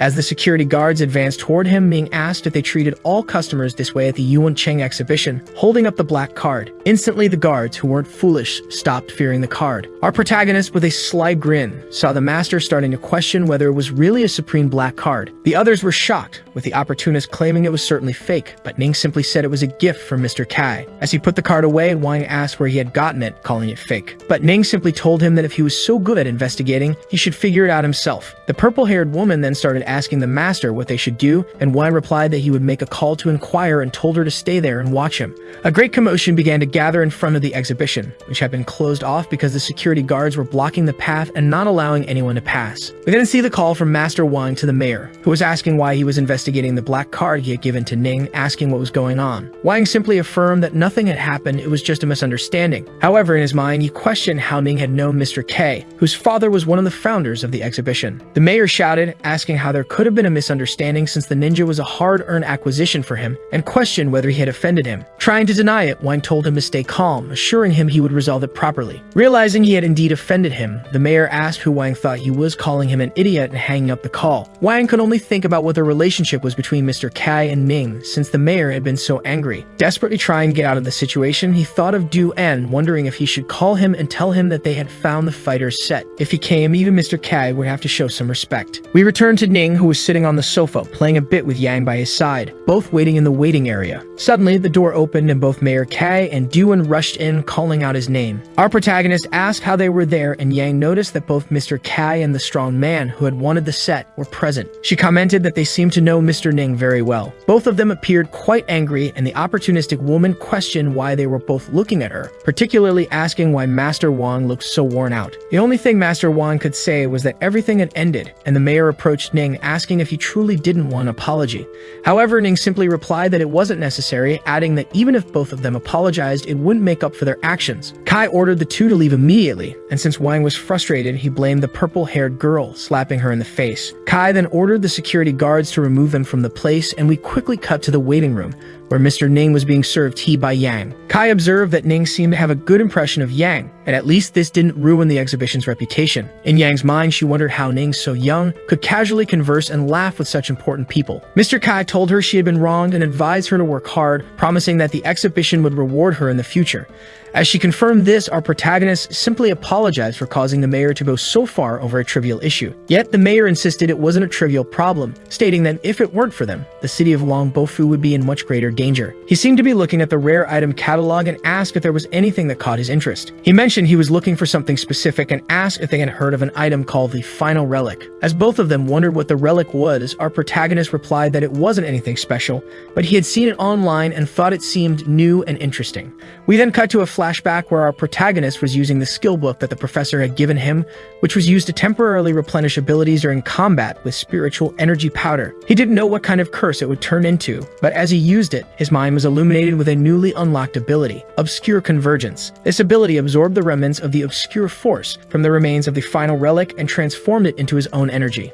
He began to think about how he had never heard of this ability, and the system hadn't provided any explanation about where he should go or what it was. We returned to the present, where the mayor says it was a hasty departure, but next time they're in Longbofu, he would pay for everything. He then pulled out a flight scroll and left instantly. Once he left, our protagonist asked Du-en if he wanted to eat something, and Du-en suggested they go to his house to eat. Later, at the Dudu village, Ning asked if this was really a house that the city had given him. Du-en affirmed it, saying that since Ning was above the 4 transformations level and wanted to stay in the city, he would receive special treatment. He then asked if Ning wanted to move into this place or if he could find another place to live. Our protagonist could only laugh and reply that there was no need, as he would make enough money to buy a house nearby in the future, and they would be neighbors. Du-en also said that if Ning needed money, he could give it to him, but our protagonist insisted that he wouldn't use Du-en's money. Recently, by selling equipment, he had gathered quite a few crystals, and if he exchanged them for money, buying a village would be no problem. However, he didn't want to spend his money for now, as it would leave him with less money in the future in case he needed it, so he could wait. Our protagonist continued drinking his tea while Du-en mentioned that the village area had a dedicated boss. He had already called them, and they would arrive soon. While commenting that it seemed very convenient, Du-en received a call. Upon answering, he noticed it was Mayor Zhang, who called to inform him about something that might be bothersome for Du-en. A team of investigators sent from above was investigating the recent disasters that had occurred in the city, and the mayor wanted to obtain some information about Du-en. Our protagonist could only stare, looking bewildered. Du-en thought that this might affect our protagonist, so the best course of action was to ask what he thought first. To avoid trouble, he told the mayor he was busy. The mayor confirmed and said to call when he was free. After hanging up, our protagonist asked about this investigation group, and Du-en said he didn't know anything about them. We then cut to a distant place where we see a figure, a man with red eyes and white hair, saying that the city of Kinyu was a very strange place, and they were talking about a mysterious savior. We cut directly to the meeting room where people like Jing and Qi were sitting, wondering if anyone had seen this so-called mysterious savior, but everyone denied it, and the investigator asked that since no one had seen him, why were there rumors about him saving the city? Jing explained that it was mainly because the invasion had been interrupted suddenly at the time, and the mutants present were also eliminated. But she was interrupted by a member of the investigation team who talked about the invasion, which always varied in level, so they couldn't use that as a basis. Not before investigating properly. He added that there had been other incidents in the secret realms with 2 king level or higher attacks, and asked what this mysterious savior had done about that. Professor Kai thought that to protect our protagonist, Jing had used her power to modify the information related to him, which caused all the pressure from the incidents to fall on her. As they spoke, the door opened and Mayor Zhang entered, announcing that he had called Duan, but Duan had said he was busy. A member of the investigation team expressed how much he hated uncontrolled adventurers who had no guilds and acted arrogantly, as if they were important. He told them to leave it to him, as he would handle this investigation. We then moved to a dangerous area of a secret realm, where 2 local guards were questioning who was approaching. It was the investigator, who greeted them good evening and approached. The guards recognized him, and he said he needed to enter to carry out some investigations. They let him pass, and once inside, he remarked that although it wasn't the first time he was there, he couldn't help but be impressed by the level of destruction. He wondered what kind of force would be required to completely destroy an entire secret realm. He added that even though the obscure force was just a remnant, it was pure and powerful. No matter how ridiculous this so-called mysterious savior might be, compared to the existence that caused this destruction, it was like an ant facing an elephant. He began laughing maniacally while shouting that the place really met expectations. As he extended his hand forward, we see a creature emerging from a rift, and the investigator mentioned that the area was filled with king-level energy, a very dense energy, and declared that everything there would be his. We then cut directly to Duan's village, where our protagonist was playing a game, irritated, but was interrupted by a message from the system notifying him that the final relic had been found. At that moment, he realized a connection was forming with him through the aura and began focusing to feel it more carefully. Gradually, it became clearer until he finally pinpointed its location. He stood up, grabbed his jacket, and Duan asked where he was going. Ning said he was going out for a bit and told Duan to finish the game for him. Duan remained confused as he wasn't used to this. We then cut to inside a car where our protagonist was checking the GPS and saw that the energy was near the sinister cemetery, but he started to feel it moving. As he thought, we cut directly to the entrance of the secret realm, where the 2 soldiers were being stared at by the mysterious energy forming a face as it came out of the portal. They sent an alert, warning that the unknown monster had appeared in the sinister cemetery. They wondered what it was, and we see the creature, a large face with the body of the investigator,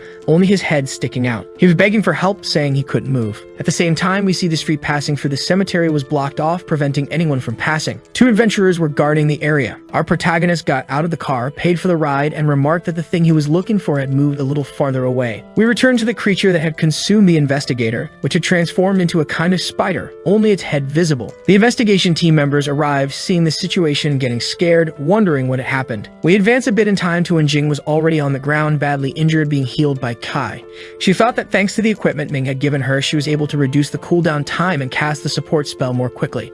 However, the situation was still critical, and even Jing, who was strong, couldn't stop the creature. Jing regained consciousness and asked where the creature was. Kai informed her that it had gone toward the city, but she added that Mayor Zhang had already asked for Duan's life. She said she wasn't sure if he would make it in time. Jing could only think that even though Duan was as strong as she was, he alone would be a match for the creature, but probably whoever was behind it was their hope. We directly cut to the creature attacking someone on its way to the city, but it directly encounters our protagonist, who says that the final relic seems to have gotten much bigger. The creature notices Ning's presence, who is standing unharmed in front of it after the attack. Ning then asks if the shield won't be enough and if he would need to use another skill to defeat it. But before he could finish his thought, the creature lunges to attack him directly. As its claw approaches, it is instantly immobilized and cannot break through the energy, leaving the creature impressed with Ning's power. Meanwhile, the system asks if he would like to absorb the final relic. Finally able to touch the creature, he accepts the absorption and wonders if a direct touch is required to absorb it. As soon as he clicks yes, the creature starts to break apart into pieces. He observes how the mirrors reflect creatures staring at him, and especially as his total attributes increase by 100 points. Ning is pleased to see that all of his attributes had increased by 100 points, and even though he is still a 3-star class, he doesn't get many level up points even after advancing to the 3rd transformation. In addition to the attributes, he absorbs something else, like strange images in his head. But while he is thinking about this, he is interrupted by Duan shouting from behind. After asking what happened, our protagonist simply states that he killed the creature, pointing to its body on the ground. Duan is impressed that he finished it off so quickly and thinks about how the mayor had called and reported a monster invasion. He wonders if it might be a demonic sect. Duan can understand the protagonist defeating the creature, but he doesn't seem to have used any spells to do so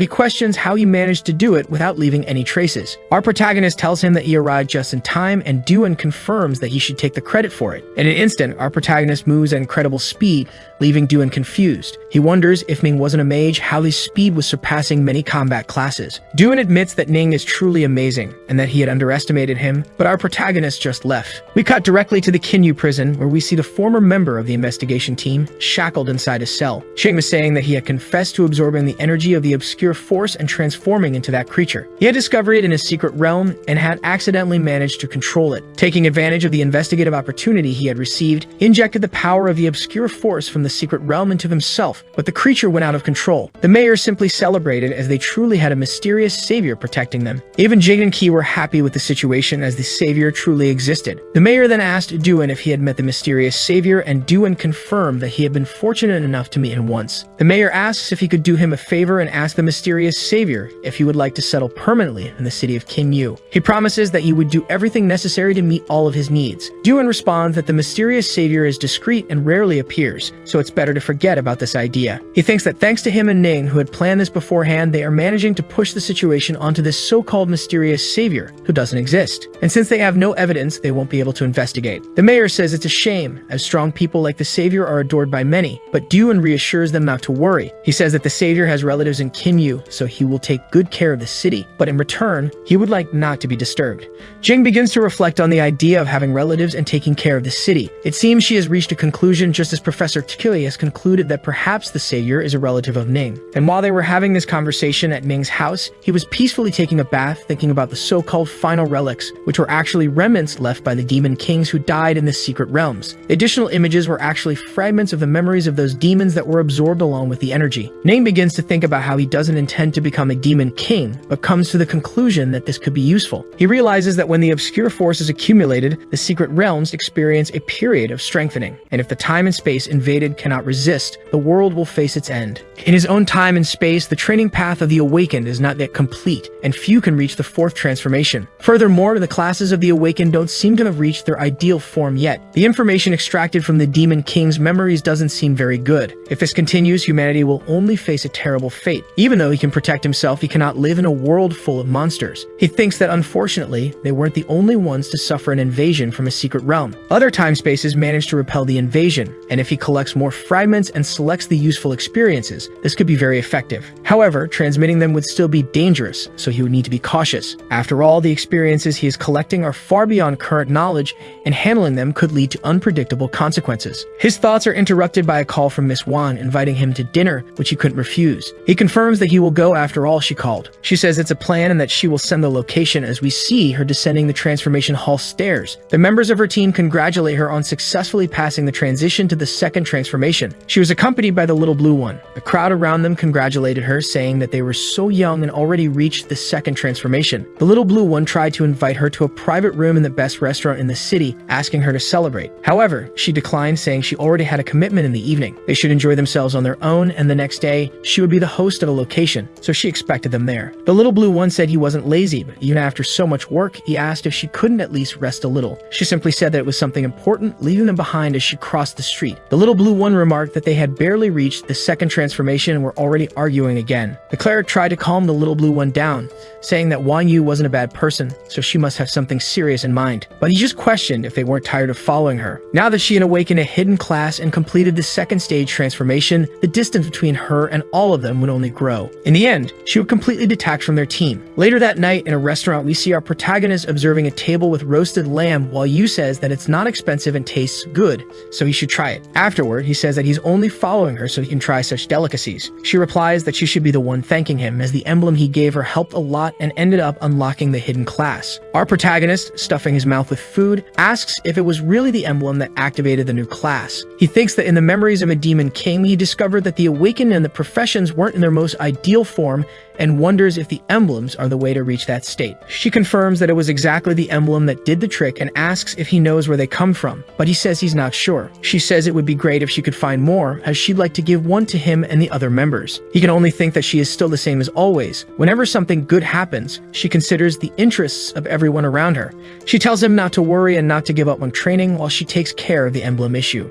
She adds that in a dangerous time like this, having a self-defense ability is always useful. So when she finds an emblem suitable for him, maybe he could activate a new class. He cuts her off, saying it's complicated to train alone, so her protecting him is already great. She warns him not to joke around with such serious matters while making a a pained expression as she moves her shoulder. Ning asks what happened, but she simply says that she got a little hurt while completing the mission, and it's nothing major. He asks if she wants him to heal her, but she refuses, saying that she's already been healed. After all, it was an S-rank mission, and the boss deals significant damage, so she'd need some time to recover. Our protagonist wonders if class missions are really that difficult while receiving a call from an unknown number. When he answers, someone asks if he's really Ning Feng. He asks back who the person is, and the caller says he doesn't need to know who he is, just that he should answer where the emblem came from. Ning hangs up, telling Yu that a strange and aggressive person called him asking about the emblem. Yu, confused, says she hadn't told anyone outside about it, so how could someone know? Our protagonist just tells them to eat and drink and not to worry about it. However, he receives the call again. When he answers, the person starts shouting, but our protagonist thinks he just needs to avoid drawing attention with Yu around and hangs up again. We cut to the end of the dinner with both of them leaving the restaurant. Yu asks if he doesn't want her to take him home, but he disagrees, saying it was just an annoying call, so she shouldn't worry about it. He says goodbye, and Ning heads home, only to find his place all messed up with his things scattered on the floor. Later, a blonde guy greets the protagonist and, becoming serious, asks if it was him who just made the call. Confirming it, the blonde throws the last notebook on the ground, saying he had warned him that he would regret hanging up on him. If he had answered correctly from the start, none of this would have happened. The protagonist asks coldly who sent him to make the call. The blonde guy gets annoyed and asks how a simple awakened person dares to speak to him that way, questioning if Ning's teacher never taught him to show respect to the stronger. As they stare at each other, suddenly an assassin jumped from behind, attempting a surprise attack, but our protagonist simply turned, dodged, and elbowed the assassin in the face, knocking him down instantly. The blonde guy was confused, asking what was happening, and our protagonist simply told him that it was an eye for an eye, and in front of stronger people, he should treat them with respect. The blonde guy wondered how it was possible. The information said that our protagonist was just a 1-star rookie and a mage, so how did he manage to defeat a 3-star assassin with his bare hands? Our protagonist thought that it wasn't by chance that he had raised all his attributes. His reaction speed and accuracy had received significant boosts, and even without using magic, he could handle such situations. The blonde guy pulled out a shuriken from behind his back and threw it, but our protagonist simply dodged the surprise attack as the blonde tried to run. He thought the situation wasn't looking good, and that it was better to retreat. However, as he tried to jump through the window, our protagonist grabbed him by the leg and held him in place. Moving forward, our protagonist told them to clean up the mess they made and that they'd have to pay for the cabinet they broke. Both of them said they had given everything they had to him, so Ming simply asked who had sent them there. They answered that it was the young master Zhao Cheng from the Sovereign Lion Guild. He had said that our protagonist had a special emblem that couldn't be found anywhere else and was unique, so he hired them to steal it. Ning remembered that this Zhao was a mage from Yu's guild, and since he attacked him, Zhao shouldn't expect him to be kind. He thought about a forbidden spell he hadn't used yet and decided to use it specifically because of him. The skill Darkness that steals the soul, which uses mental energy to manipulate the mind of a target and can temporarily transform them into a powerful clone. He activated this skill, and the eyes of the two men in front of him immediately turned purple, emitting energy from the obscure force. We then cut to the middle of the street with the cavalier asking Zhao Cheng how much our protagonist meant to Yu for her not to come. Zhao replied that the two of them could leave soon, as they could easily join another guild. But the cavalier asked about the emblem, and the blue-haired guy answered that he had already sent someone to handle Ning, and if he didn't cooperate, he would end up teaching him what a life worse than death feels like. Concerned, the cavalier asked what would happen if Yu found out, questioned if they had gotten the information. But the blonde guy simply asked coldly if they were the ones who caused the wound on Yu's shoulder. The two members of Yu's team were startled, but Zhao immediately approached and slapped the blonde guy across the face, telling him not to interfere in their matters and asking if he had a problem with that. Suddenly, the blonde guy grabbed them by the neck, lifting them up, and warned that those who hurt Yu did not deserve to live, but he wouldn't let them have such an easy death. And as they had said they would teach him a life worse than death, he would give them that experience. In an instant, a red energy shot into the sky, and the two of them started turning to ashes. After completely disintegrating their bodies, the blonde guy stopped being possessed and also turned to ashes, leaving no trace behind. We then return to our protagonist, who says that there should be no evidence left, and it's a great method for disappearing with people without leaving a trace. He looked irritably at the wall, thinking that this time things had gotten a bit dangerous, and that his house was located in a very normal neighborhood, so he couldn't prevent high-level awakened individuals from entering and leaving. Although he didn't need to worry about them with the strength he possessed, he couldn't stay at home 24/7. He had been planning to access the Demon King's memories and organize important information, but fortunately, he hadn't started yet. If he had been discovered, it would have caused big problems. He thought about fixing this quickly, but first he would stay at Duan's house, as he was a fourth transformation awakened,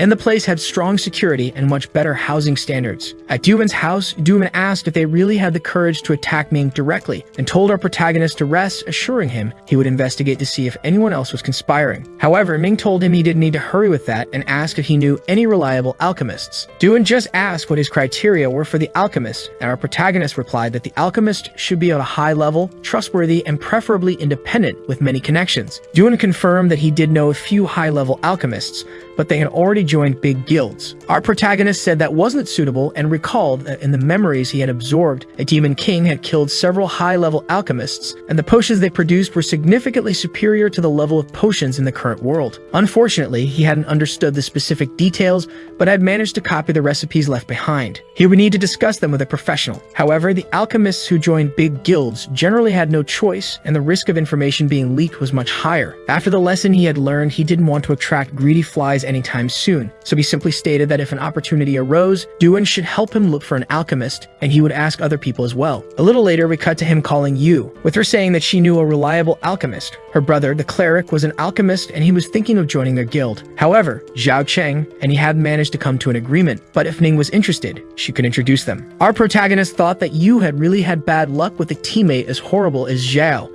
but at least he had solved a big problem for her, and he wouldn't cause any more trouble. He then refocused his attention on her, asking why she was looking for an alchemist. Ning explained that he had found some recipes at his house and wanted someone to help him understand them. Yu looked confused and asked if he found them again at his house. He simply said he was doing a good cleaning at his house at the moment. She agreed and said she would arrange the meeting. Shortly after, we were in a room with our protagonist facing a blue-haired man wearing glasses. This was Su Wei, who asked if he could see the recipes. Outside, the pink-haired girl was irritated because her brother had kicked her out, and Yu explained that it was because she was too noisy. At the door, there was a do not disturb sign, and the alchemist, after analyzing the papers, said that there weren't many ingredients, and they weren't particularly special, but the preparation method was very complicated. He had never seen anything like it before. He asked in the end if Ning knew the effect of the potion, and Ning confirmed that it increased the experience gained by 100%. The alchemist was shocked, saying that experience potions on the market only increase experience by a maximum of 40%, and they were already very expensive. If it were really possible to create a potion that increases experience by 100%, it would make all low-level and even high-level classes level up much faster. Our protagonist said that he wasn't sure, as it wasn't easy to ask about such things,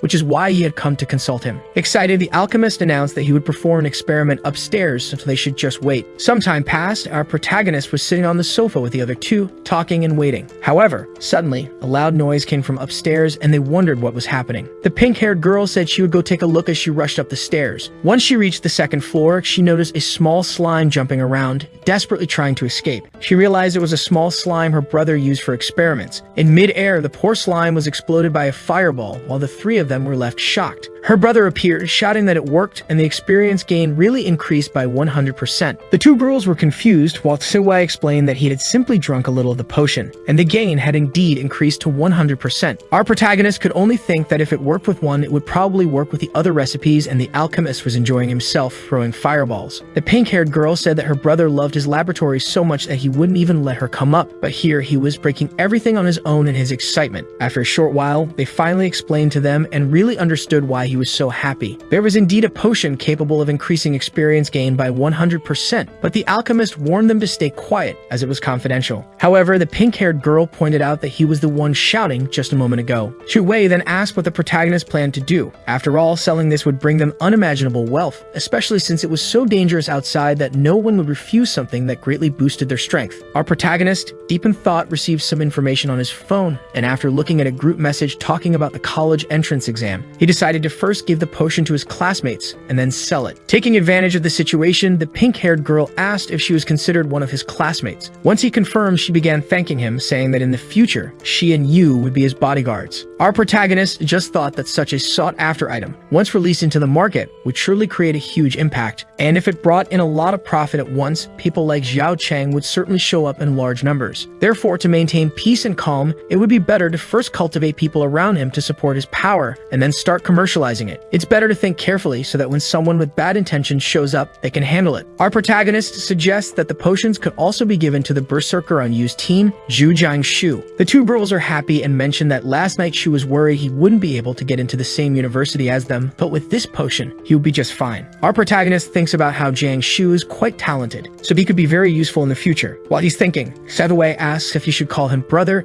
and if he had any other recipes. Our protagonist confirms and hands him another piece of paper, which contains many ingredients he's never even heard of. Even knowing 2 other recipes, he realizes he can't make them with his current level. Our protagonist understands that these are recipes from another world, and if he can use even a few of them, it would be a good opportunity. Yu suggests that as soon as the first potions are ready, they should call Shu to train. She also invites the protagonist to go with them, and he questions why he needs to go. She tells him not to worry, as the city has just sent a notice allowing guild teams to go out and train, so he can go with them. Amid the group of people, he stops paying much attention while listening to the alchemist talking about calculating the potion making for everyone, Yu setting up a training session for the next Monday, and so on. In the end, he just says that no one listens to him. On Monday, our protagonist calls to let them know he has arrived, and Yu confirms that they will be there soon. A school bus passes by, and some students notice Ning asking if it was really him, since he hadn't gone to school and had a training session on Monday. They also notice he was carrying bags. They finish by saying that they don't need to talk about the useless one, and should just go back to sleep, since soon enough they would have to enter a secret realm. Fast forward to a group of students already prepared in front of a large portal, entering one by one. We see Professor Kai directing the students as one asks her how long they will have to wait. She replies that it will be about 2 hours. A girl complains, asking why they have to wait so long, and she explains that it's because they are in the second group, and the first group will be entering soon. But the boy who had asked about the time is now impressed, asking if this wasn't a defense and what he was doing in this place with their goddess. We see a link with the new Sovereign Lion squad, all of them walking directly into the rift. After everyone realizes that Ning is entering the secret world under the leadership of the Sovereign Lion Guild, the students naturally become stressed since he is heading straight for the heart of the world. This happens after Professor Key's comment stating that their group is much smaller, unlike the others who are going in with their entire class. Those who were already irritated start commenting on how he dares to go to such a dangerous place as the center of a secret world, where even the smallest and weakest creature could easily kill him. One particularly annoyed student even asks how it's possible that he is worse than Ning, as he also wanted to be in the same guild and group as his goddess, Wang Yu. But while these libmotes gossip about our guy and Wang Yu, a man approaches asking about the topic and whether they were really talking about goddess Wang Yu, who ranked 5th in the national rookie ranking. The kid who responds, confirming that they were indeed talking about her, is clearly surprised when he sees who is asking. After a brief moment, we also see who these people are, a trio consisting of 2 men and 1 woman. The tallest of them carries an insanely long and huge sword, wears barbarian-like armor, and looks like a typical Netflix teenager, someone who seems 50 years old but is still in high school. Meanwhile, the girl, who has white hair and blue eyes, appears to be either a mage or a support, though there's nothing much else worth mentioning about her. The last member, who stands at the front, looks like Blue from Pokemon but with white hair. His armor is ridiculously flashy, and he seems to be the leader of this entire group.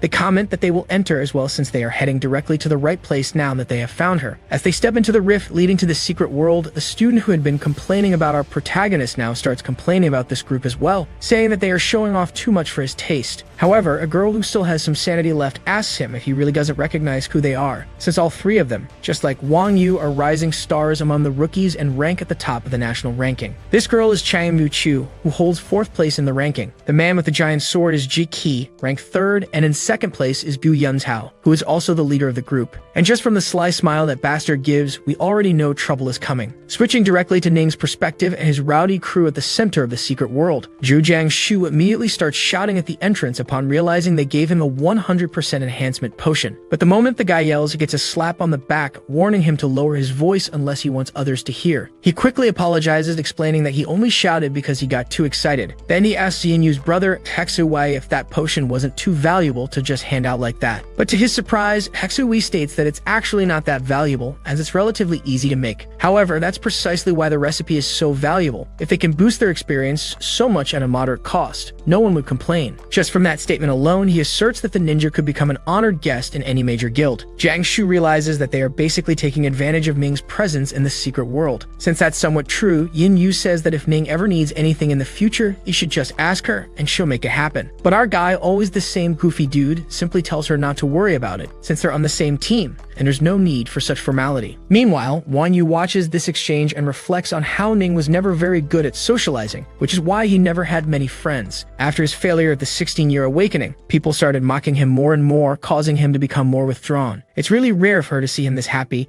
talking with others like he is now. So she truly hopes this continues and that he can recover. But since she can't just stand there thinking, she interrupts the conversation and asks everyone to pay attention to what she's about to say. She points out that this time they don't have a tank or a magic DPS, so they need to ensure their safety as much as possible during battles. Since Ning is her precious one, she declares that he doesn't need to fight, so he won't attract the monster's attention. With that settled, she assigns everyone their roles. She will focus on drawing the monsters in, Jiang Shu will handle them, Yin Yu will concentrate on buffs and protection, and Steg Wei will throw potions as needed, depending on the situation. As everyone agrees on their positions in the team, our protagonist just thinks about how all of this will slow down the process significantly. However, out of respect for them, he decides to cooperate. Besides, leveling up with the forbidden curses he possesses is way faster anyway. Since he's not in a hurry, he'll use this time to better understand their abilities. In the next moment, we see Goddess Wang Yu draw her bow and shoot an arrow at a large group of undead. The impact is so powerful that it causes a bright flash upon hitting some of them, enraging them and making them charge toward our guy's group. As planned, Yin Yu grabs her staff and raises it, sending sparkles and flashes over Big Red, who immediately turns into a Red Hulk, minus the red, from pure rage. After receiving the cleric's buff, he charges at the creatures, swinging his axe with a devastating strike that releases a red energy wave, hitting all the monsters rushing toward them. At least 5 of them are wiped out in that single attack. After that, we see Yin Yu's brother rushing in and throwing some potions, causing explosions among the creatures that were hit. Thanks to the potion, he feels his experience skyrocketing at an insane rate. If things keep going like this, he'll soon be able to craft new potions as his level increases. On the other side, Rosenha and Jiang Shu are celebrating because they might be able to reach the second stage before the entrance exams. This means they likely get into the top universities alongside their friend Yu. However, while they celebrate, someone mockingly laughs from inside a dark cave. Of course, the barbarian immediately demands to know who's laughing after getting startled. A figure steps out from the darkness, apologizing, saying he really didn't mean to laugh, he just couldn't help himself. And it turns out to be that trio from before, the ones ranked in the national rookie rankings. The leader of the group, the one who just chuckled, comments that hearing someone who hasn't even reached the second stage talking about getting into a prestigious university before even taking the entrance exam is quite amusing. The moment they realize it's the 3 from the national rankings, both Yin Yu and Jiang Shu start sweating. Guyuns have smirks, saying that it seems their reputation isn't too bad if they were recognized so quickly. The two then wonder why they're even in this area near Kinyu, since they aren't from this region. Now that they've shown up so suddenly, Wang Yu immediately steps forward, asserting herself. She tells them that they are simply training and then asks if he has anything to say to her. As everyone stares at the approaching figures, we see our protagonist in the back just sighing and nearly dozing off since he barely had to do anything in the previous fight against the creatures. The little leader of this group simply tells Wang Yu that they came specifically to talk to her, as they wanted to ask if she was interested in joining their team. Just by looking at their faces, it's clear that these people aren't exactly the nicest, especially since one of them has that unmistakable psychotic smirk. This immediately confuses and, more importantly, worries her teammates. There's a real possibility she might accept since their group is undeniably strong. They have the 4th, 3rd, and 2nd top-ranked rookies with them. But contrary to their expectations, she flat out refuses, saying she already has her own team. This frustrates the white-haired guide, who says that he already knows that. He even knows that her team includes a mage named Zhao Cheng, who ranks 14th in the national rookie rankings. If Zhao Cheng was interested, he could also join their team. Even though they're ranked a little lower, he considered it a favor to her. Of course, she refuses again, asking if she hadn't made herself clear enough. Shika makes a point of emphasizing that she has no intention of joining any other guild. Yanzhou is visibly embarrassed, but tells her not to reject them so hastily. After all, in a place like Kinyu, news tends to be a bit delayed, so he insists on explaining things better. He begins his monologue explaining that due to the constant shifts in the secret worlds, the monsters are becoming increasingly difficult to handle. As a result, prestigious universities are raising their admission standards. This year, for example, they are only accepting elite teams or exceptionally strong individuals. While the opportunities they offer are incredibly valuable, the available spots are extremely limited. This is a rare chance, as many top-ranked rookies are completely restructuring their teams to meet these new requirements. His own team is no exception. The reason they specifically invited her was because of the team she's currently in. After all, she mustn't forget that she's destined to become someone powerful. Unlike her friends, Yunzhou's eyes show that same crazed look as he coldly declares that weakness is the greatest sin in this world. Logically, after such a provocation, she immediately starts pulling her bow while he just waves his hand dismissively, telling her not to get worked up. After all, she's a ranged fighter, and she probably wouldn't want to start a fight here. Even her friend Yin Yu suggests that they should just find a place to train instead, advising Wang Yu to ignore these people and leave. Meanwhile, In the background, as things escalate, our protagonist is thinking about how annoying this guy is.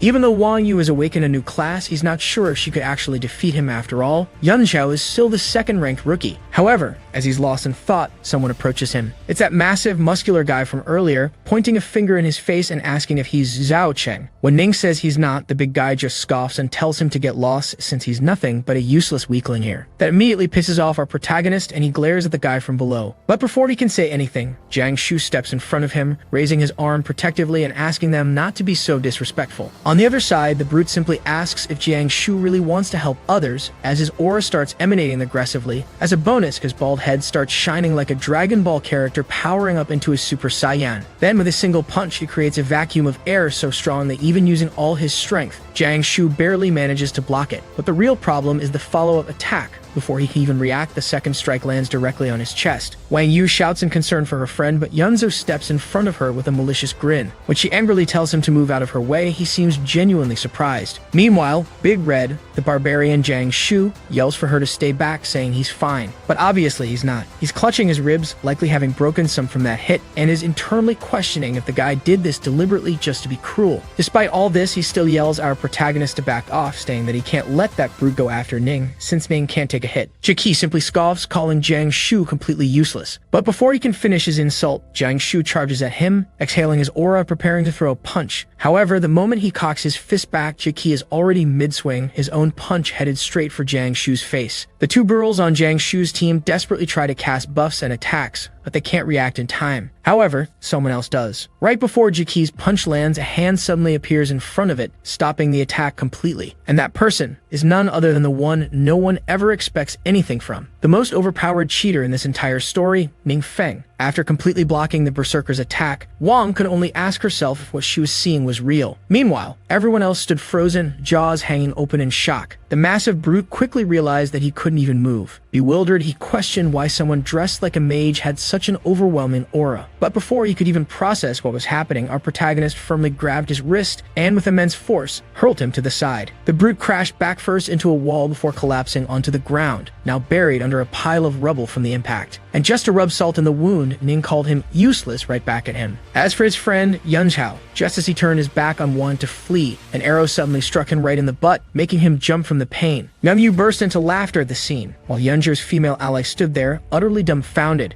She struggled to comprehend what was happening, since when could a mage defeat a berserker in a head-on fight while being completely unarmed? And even more baffling, how did an archer like Wang Yu manage to land a point-blank shot on a tank? She started questioning whether she was dreaming because none of this made any sense. After all, the two members of her team were supposed to be elite-ranked rookies. Ning, meanwhile, casually shrugged, saying that he had just wanted to keep things low-key. He told everyone to stop making such a big deal out of it, since it was becoming a hassle. Then he turned to Wang Yu and told her to snap out of her shock and start healing the barbarian, who was still injured. Without hesitation, she confirmed and immediately raised her staff, casting a sparkling, glittering healing spell on him. Ning then asked how Jiang Shu planned to deal with the guy who had just beaten him to a pulp. Jiang Shu, still catching his breath, admitted that he had no idea. He simply said that he would follow whatever orders the protagonist gave him. That got Ning thinking. Now that everyone's attitude toward him had shifted to one of respect, he figured he might as well take advantage of the situation. So he simply ordered them to strip the big guy of all his equipment, calling it compensation for how much trouble he had caused. Meanwhile, butt-pierced Yun Tao started whining, claiming that this was robbery and extortion. But Ning wasn't in the mood for complaints. He punched the ground right in front of Yun Tao, making a loud, threatening impact and coldly asked what exactly he had just said. The moment Ning did that, Yunzher's expression changed instantly. Fear took over his face before he awkwardly forced a smile, suddenly switching to a nice guy act. He quickly said that his own equipment wasn't bad either, and that, if it would help calm things down, he'd be willing to give it up as well. Ning, unimpressed, simply smirked and remarked that at least he knew when to fold. He warned him that he wasn't a fan of unnecessary trouble, so if he found out they were scheming anything behind his back,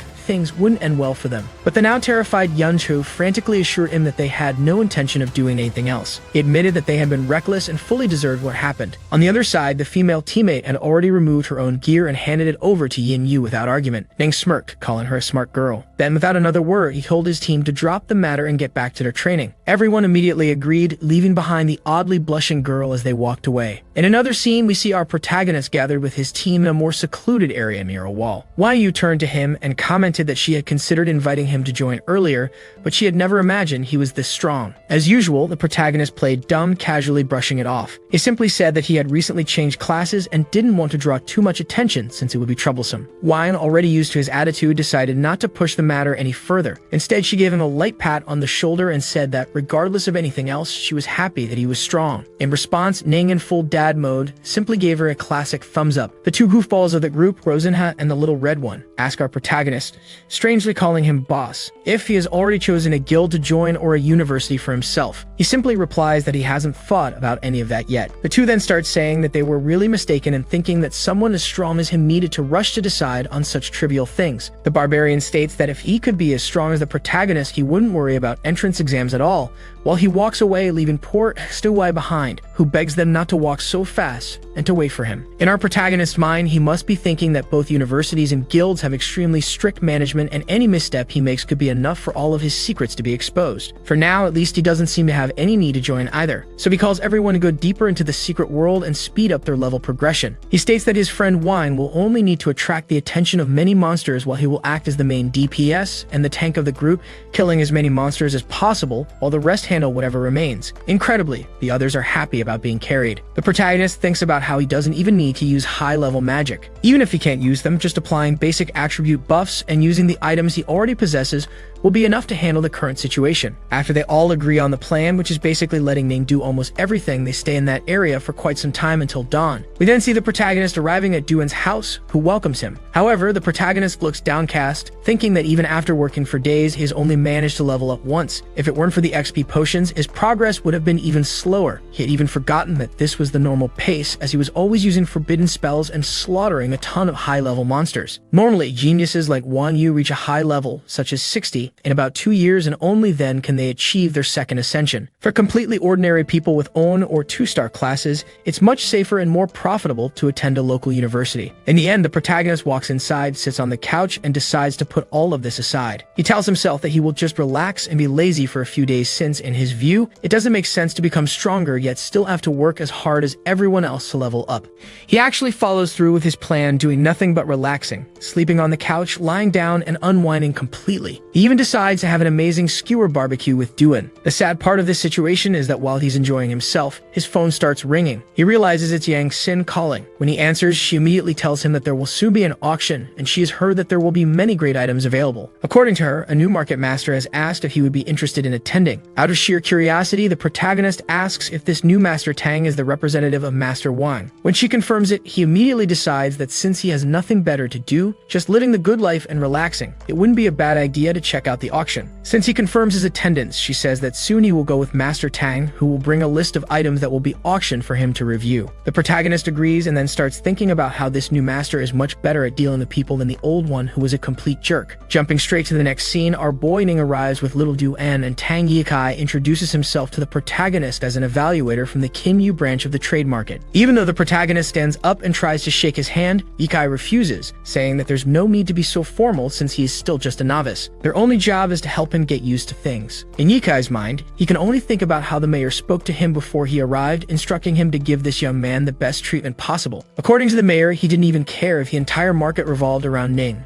This thought alone is making poor Yikai sweat bullets. He asks Sin to bring the auction item list so the protagonist can check if anything interests him. The moment the protagonist glances at the list, he quickly realizes there's nothing particularly useful for him. Most of the items are gear suited for mages and some potions. As he flips through the list at lightning speed, poor Yikai starts imagining the worst possible scenarios. From what he can tell, the protagonist hasn't found anything of interest, which makes Yikai fear that they underestimated his abilities. But before the tension can escalate, the protagonist seems to either take an interest in or be shocked by an item on the list. When he shows it to Yikai, the latter acknowledges that Ning has a good eye, as it is indeed a valuable item. He explains that it's a new experience potion that guarantees a 100% increase, an extremely rare potion, perfect for rapid leveling. This immediately makes our protagonist furious as he stares at the item in disbelief. Duan then asks if this isn't the exact item our protagonist created. Without confirming, the protagonist directly asks Yikai where they obtained this 100% experience potion. Nervous and worried, Yikai explains that the item is being auctioned auctioned by the Blue Sharp Guild. Seeing that the protagonist is visibly upset, Yikai also asks if something is wrong or if he might be mistaken. Meanwhile, the protagonist starts thinking about the Blue Sharp Guild, one of the 7 largest and most powerful guilds in the entire country. He begins to suspect that Xue might have sold the formula for this potion to them, or even worse, that they might have done something to Xue. To clear up his doubts, he directly asks Yikai if they mentioned where this potion came from.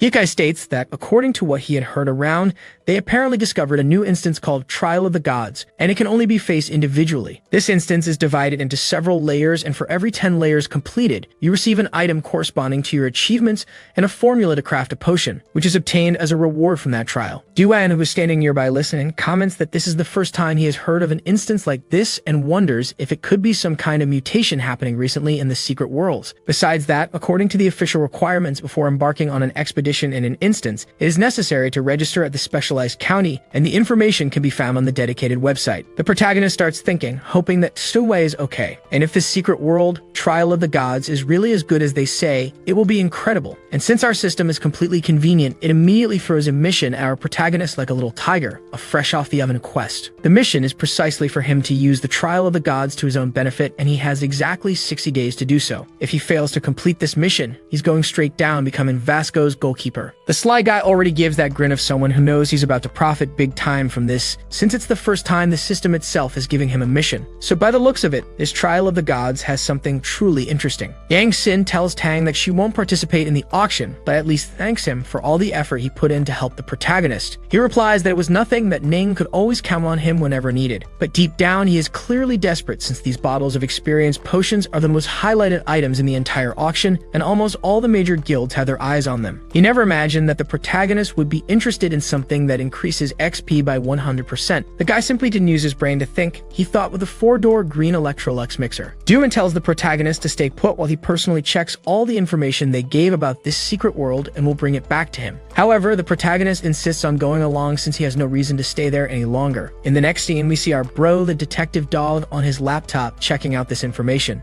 Since a loving authorization was required, he remembered he could simply use the special detective access that the mayor himself had given him. And as soon as he got in, Ning moved closer to take a good peek. They realized that this instance resembles a tower, which makes sense since it is structured in separate floors and offers a reward every 10 floors. Looking deeper, according to the records of the Sharp Guild, they have exclusive authorization, which means they basically have official permission to manage it on their own. Without this guild's permission, outsiders cannot enter. Ning starts thinking that specialized instances like this secret world, which belong to major guilds, are pretty much like that. But since the mission has already been issued, if he doesn't complete it, he'll end up getting wiped out sooner or later, in exactly 60 days to be precise. So he needs to find a way to get inside that place, whether by fair means or foul. Heading straight to the location where the Trial of the Gods takes place, we see that the site does look like a tower, except much larger than he expected. At its center, there is a massive rift guarded by 2 sentries. At that very moment, our dear protagonist is seen walking toward the instance, wondering why there are still guards at this location when it's already so late. But setting that aside, he also comments that the guild itself has spread a lot of information about this instance on their forum to attract strong players to join their ranks. This helped him understand more about the secret world ahead, and he simply walks in like a kid from Rio de Janeiro in 80-degree heat, wearing a hoodie and sweatpants. He passes by the guards as if they were nothing, commenting that since they are just regular guards, if he uses his stealth spell, it won't even notice him. That's exactly what the sneaky bastard is doing, diving straight into the portal while making faces at one of the guards. The problem is that, just before he enters, a massive explosion happens, blasting the guards away and leaving the protagonist completely shocked as it happens right in his face. At the guild headquarters, some people have already noticed that something is wrong due to the sheer magnitude of the explosion, so they quickly order some members to check it out while they report the situation to the guild president. Meanwhile, in a hotel room, the protagonist appears emerging from a small portal, one he made himself to escape the explosion, which also hit him. Our guy is almost passing out from the sheer amount of damage he took in just a brief moment. He wonders what the hell just happened since, just by touching the instance's rift, a massive surge of powerful energy gushed out, completely shattering the protective barrier he was using. We even get to see the moment the explosion happened. The damage literally tore our guy apart. But the most shocking thing in this whole situation is when he looks ahead and notices a system notification screen. The system warns that it itself is resisting damage, one hit of 3% and another of 4%. and this damage is starting to stack up. At that moment, the protagonist truly feels despair because the system itself is taking damage, and now we are all left wondering what kind of ability can deal damage to the system. And it wasn't just one hit, because the system starts spamming notification after notification about the accumulating damage, ending with a total of 34% damage taken. Back directly to the area near the portal, we see some people gather who look like little ants next to the massive portal. Among them is a priest, placing his hand on one of the guard's heads and making him regain his intelligence. Just kidding, he only heals the guard while informing the guild president that they were just knocked out and had no serious injuries or physical damage. The guard, who wakes up startled after regaining his intelligence, immediately realizes that the guild president is right in front of him. The president, who is Hishu from Azure Sharp, casually asks what happened at the location, and we have already seen this president before in the meeting with John. The guard simply states that he also didn't know what happened and that suddenly, the trial of the gods portal exploded, causing him to pass out. Previously, there had been some reports of similar incidents, so the president asks if this could be some kind of mutation in the secret world. A woman who seems to be a mage appears behind him, asking if they should use a thing they have to investigate. Since it seems they have no other choice, the president agrees, and in the next moment, we see them with the woman raising her arms to cast a large magic circle, beginning her temporal zone spell. She realizes that at least in this secret world, there is a special magic embedded within it that has the ability to record everything that happens inside and mirror it. Not only that, but it can also reverse time to see those events in order to investigate what happened. That is exactly what this mage is doing at this moment. This massive clock in the sky begins spinning counterclockwise like a top, and soon we see the image of a monstrous silhouette heading towards the rift. Suddenly, a person shouts at this silhouette, calling it an evil god and questioning how it dared to invade their territory. The person who speaks is enormous and seems to resemble Broly from Dragon Ball. He has marks on his body that look similar to metaphors, and this man gathers energy in his hand and throws it all forward toward the silhouette, which only defends itself while being engulfed by a massive explosion. Everyone on the ground who is watching this through the special magic falls into despair, including Shiu, who is in shock over the discovery of an evil god. The massive man who attacked the silhouette merely states that the creature had managed to escape again and that they must find it before it can destroy this world. This is enough to leave them even more shocked, but the poor priest, unlike the others, looks like he knows that everything is doomed. And as this Manhwa loves to make cuts like Sukuna, we immediately cut to the next meeting, where some familiar faces are already gathered. The leader of this meeting comments that, according to the footage obtained by Shiu's guild, this is the first evidence they have about the possible existence of deities. Even though the identities of these beings are unknown, the power they unleashed at that moment was enough to reach a forbidden level that only existed in ancient world legends. The man speaking is none other than President Liu Yingjin of the Majestic Tide Guild, YU, and President Ark from the Epoch Guild speaks directly to President Shiu, saying that based on what he reported, if they completed and surpassed the trial, they could gain knowledge and gifts from the deities.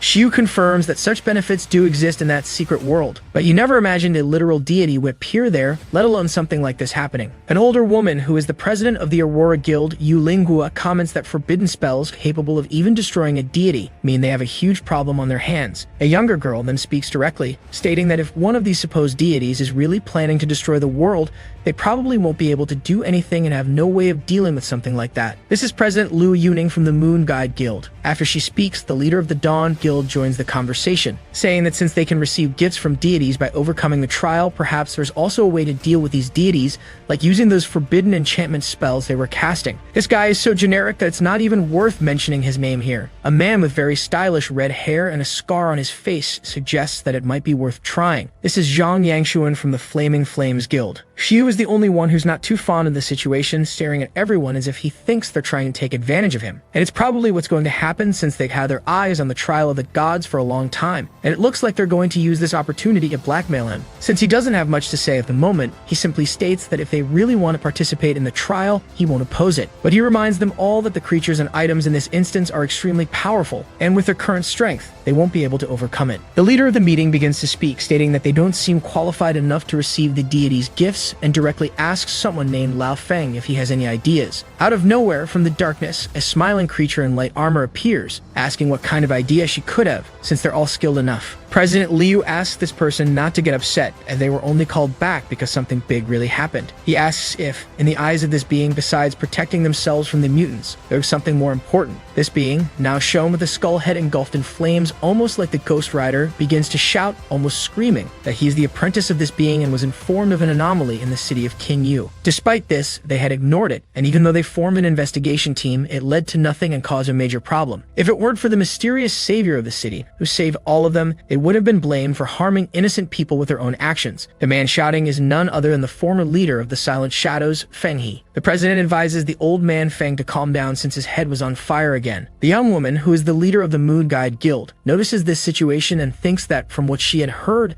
this old man with a flaming head paid a price for using the power of darkness so often and so strongly. Now the consequences are getting worse, which made him retire much earlier. She truly did not expect to find someone like him in this place. President Liu mentions that he personally would like to ask the old man Feng's apprentice to show the video of the mysterious savior of the city of Kim Yu. With the powers of this mysterious savior, perhaps they know something to help them, but this makes the old man Feng very angry. He shouts that only now do they remember his apprentice, and just as he was about to start yelling and cursing everyone, President Liu says that he has 2 boxes of very good wine and plans to send them to him, along with a decoration for his apprentice's merits, which will be approved soon. Just because of this, the flames start to go out, and we see the true face of this old man Feng, who is just an ordinary human with red eyes under all the flames. He then states that he would do his best. Leaving that situation behind, we go directly to the room where our protagonist is staying at Duan's house. The protagonist is lying on the bed, propped up, looking at the system's history, while thinking that his mission hasn't even finished, and another one has already appeared. This new mission is to achieve the second awakening as quickly as possible and complete the recovery of the entire system, with a 60-day deadline to fulfill it. But while he thinks this, he notices that the system itself said he doesn't need to worry because it was something small. However, looking at this title, he can only think that the system might be damaged, but still, he doesn't seem to care, or rather, it's as if the system wants him not to worry. But this is really scary since the system itself was harmed. Besides that, he wonders if he did something wrong for the system to be damaged during that situation, but he decides to worry about that later. When he enters the room, he realizes that the old man Feng is sitting on the sofa with Duan and Zhang. The protagonist notices these people in the house and asks who they are. The old man immediately stands up to greet him and takes the opportunity to ask if he is Ning Feng. As soon as the protagonist confirms, the old man doesn't hesitate to answer that he is the former head of the Silent Shadows and the current director of the Adventurers Management Department, Mr. Feng He. Next to him is his disciple, the person in charge of the current Silent Shadows of the Kinyu province, Su Lan. Duan states that they are here because they want to ask for the help of the mysterious savior. But unlike our calm protagonist, who is completely unfazed, he immediately shouts, asking if this is really the Feng who was called the God of the Deadly Scarlet Flame. The old man only responds that it is just a famous title, nothing more. However, the protagonist knows that this man has many merits and has participated in the development of several great secret areas, dismantled many evil adventurer groups, and for a long time has been known as the strongest mutant. Furthermore, almost all members of the Silent Shadows currently have their identities kept secret, but he is an exception, as his very existence is a threat. Just by seeing this, we can tell the old man is formidable. For the younger generation, he is definitely one of the 3 greatest idols who ever existed, and anyone who gets a chance to speak with him can boast about it for almost their entire life. But now he seems just like a kind old man, saying that it's truly a pleasure to meet the protagonist. He adds that he didn't bring anything particularly special, but as he heard that the protagonist is about to take the entrance exam, he brought 5 million crystals and 200 vials of advanced experience potions. This is an official gift so that the protagonist can do well in his studies, essentially placing his faith in him. This leaves the protagonist in shock once again, as 5 million crystals is a huge amount, and it's only natural that he must ask why they are here. Without any hesitation, Su Lan pulls out a small holographic device and presents it to the protagonist, showing a scene of a creature that looks like a deity shouting at the evil god, questioning if it is really trying to invade its territory. Of course, as we already knew, but they didn't. The protagonist falls into complete despair, realizing that he is the very evil god being referenced. He immediately starts to think that this cannot be true because he is just an ordinary student and a good boy, so he couldn't possibly be an evil deity. Naturally, he gets frustrated with the system for saying this was just something small when in reality, it seems like a snowballing problem. He questions whether the system is deliberately trying to deceive him, but of course he must remain calm and not show panic since no one knows he is the evil god. He certainly cannot reveal this, or he'll be captured and taken to a laboratory to become a science experiment. Deciding to stay calm, he simply puts his hands in his pockets and says he will send this video to his superior, the victorious savior, and will update them with any new information. Naturally, since there is nothing else to be done, the old man says they will return and wait for news. If anything is needed, the protagonist can contact Su Lan. She hands him her business card, and instantly he recognizes her as the woman who received him on the day of his first awakening. Finally, he realizes that it's no wonder he was discovered so quickly, since the person he gave his information to is the one who could investigate him. After giving all the information, we go outside, where the old man, accompanied by his assistant, is now outside. He states that, just as they said, Ning is indeed the kind of person person they described polite and sensible. Therefore, the official intention is that they should do everything to bring him into their team as soon as possible. But naturally, Su-lan asks if her master also thinks, as she does, that Ning could be the mysterious savior. Surprisingly, he asks if that really matters. If the protagonist wants them to believe that he is just a student, then they will treat him as a student. This is the best course of action for all of them. After all, giving 5 million crystals to a student, regardless of who they are, is an unambiguous gesture. If this student turns out to be a mysterious savior, no one will know how to treat him in the future. Since their enemies are getting stronger, and as President Liu of the Azure Sharp Guild said, they even want the gifts of the gods but aren't qualified for them. At least they must trust that this mysterious savior might help them with the entire situation, as he is their greatest hope. In the next scene, we go directly to the protagonist drinking a cup of coffee while looking at a screen of the system, thinking that the previous day the system had detected damage to the tracking ability. This suggests that some being like these so-called deities may be investigating his whereabouts. Just remembering the moment when that being managed to destroy the barriers so easily, he thinks that it was done in a single strike, which indicates that it reached the level of forbidden magic. Therefore, it is a truly dangerous enemy, and the priority now is to complete the 2 system missions. One is to complete his second awakening, and the other is to repair the system. Logically, this is the priority as it is needed to block the god search. The second mission is the trial of the gods, as he needs to go through the secret world and use the power of that realm for himself. He also cannot neglect this, because if he cannot use the power of these gods for himself, it may become a weapon against him in the future.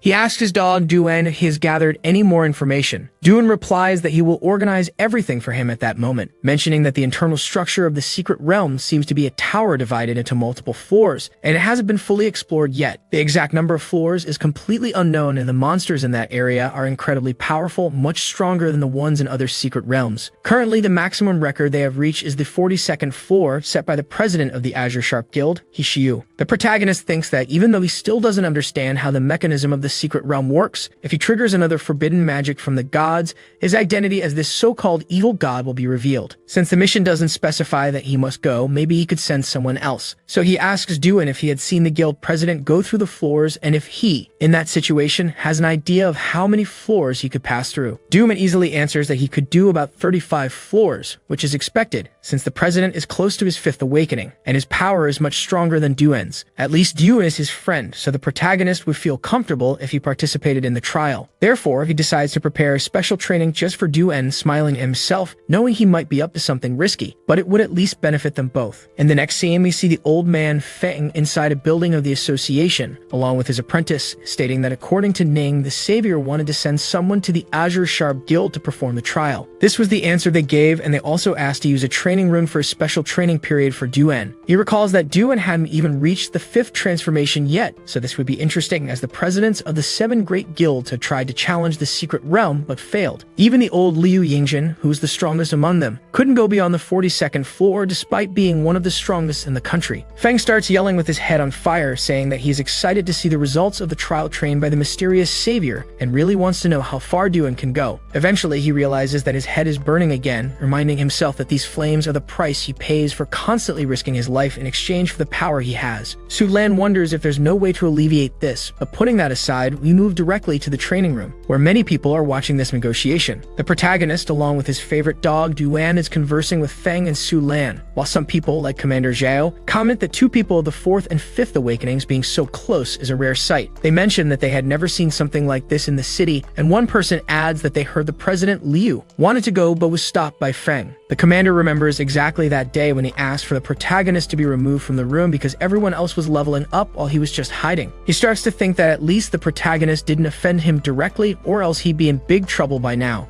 Su-lan explains that since Duen provided enough information, the health of the training room can simulate various combat environments, but only warriors of the 4th awakening or above would be able to use it. At that moment, Duen hands the information over to her. Feng is talking to Ning in the back, both of them having a calm conversation, with the protagonist stating that this is his first time at this place. But the old man simply says that this is just one of their large facilities, and they have even better ones. Jumping to the moment when the apprentice is reviewing the information, she remarks that it is truly impressive, as even the monster's weaknesses are detailed. The most amazing thing is that the layers that President Liu had just cleared were also there. The The protagonist thinks that of course a secret realm had been invaded by the Demon King, so he only needed to extract the information from his memory and transfer it to the USB drive. It was logical that no one would know the monster's weaknesses better than the Demon King himself. Feng directly asks Duan if it would be a problem if they observed his training, and since Duan is one of the good guys in this manhwa, he replies that it would be fine and that he would even prefer it, as he could give him advice. However, the old man declines, stating that he is there to learn, not to give advice. He then asks directly if the savior mentioned whether this evil god truly intended to destroy the world. This question creates a heavy, tense atmosphere in the room, with everyone going silent and staring for a moment. To answer this question, we need to go back to the past, when Duan himself asked the protagonist if this so-called evil god would really destroy the world. It's clear that he was just thinking about this kind of question, especially directed at him, being called the evil god. It's at least curious that he's asking the right person. Even if he were his friend, simply answering no wouldn't be very valid. However, he couldn't explain much as it could reveal too much. As he's thinking about what to respond, we return to the present. Duan confirms that he had asked the same question to him, and he answered with just 8 words. This leaves everyone confused. However, Duan doesn't hide the truth, stating that the words were, "As long as I'm here, this won't happen." The old man immediately confirms that it was indeed a simple statement, but filled with confidence, which is truly the style of the savior he had heard so much about. The apprentice asks what level of awakening this savior must be to not even worry about deities, and deep down, we see the protagonist excited, realizing how clever he had been with his own words, crafting such a powerful sentence that no one would suspect him. But now let's get to the main point. The old man asks Duan to finally enter the secret realm, as everything depends on him at that moment. And that's exactly what he does, with us observing through a screen what's happening inside, which appears to be a large castle. Duan appears to be taking hits from numerous creatures that look like small demons, almost like the diabetes creatures from Ben 10. Just as these creatures were advancing on him to finish him off, Duan yelled, drew his sword, and used an ability to cut many of them in half. Through a communicator, the protagonist asks if Duan would like to take a break. However, wanting to show off, he confidently says that they need not worry. He would take a quick pause and try again. The protagonist himself was thinking that this was an opportunity given by the Lord,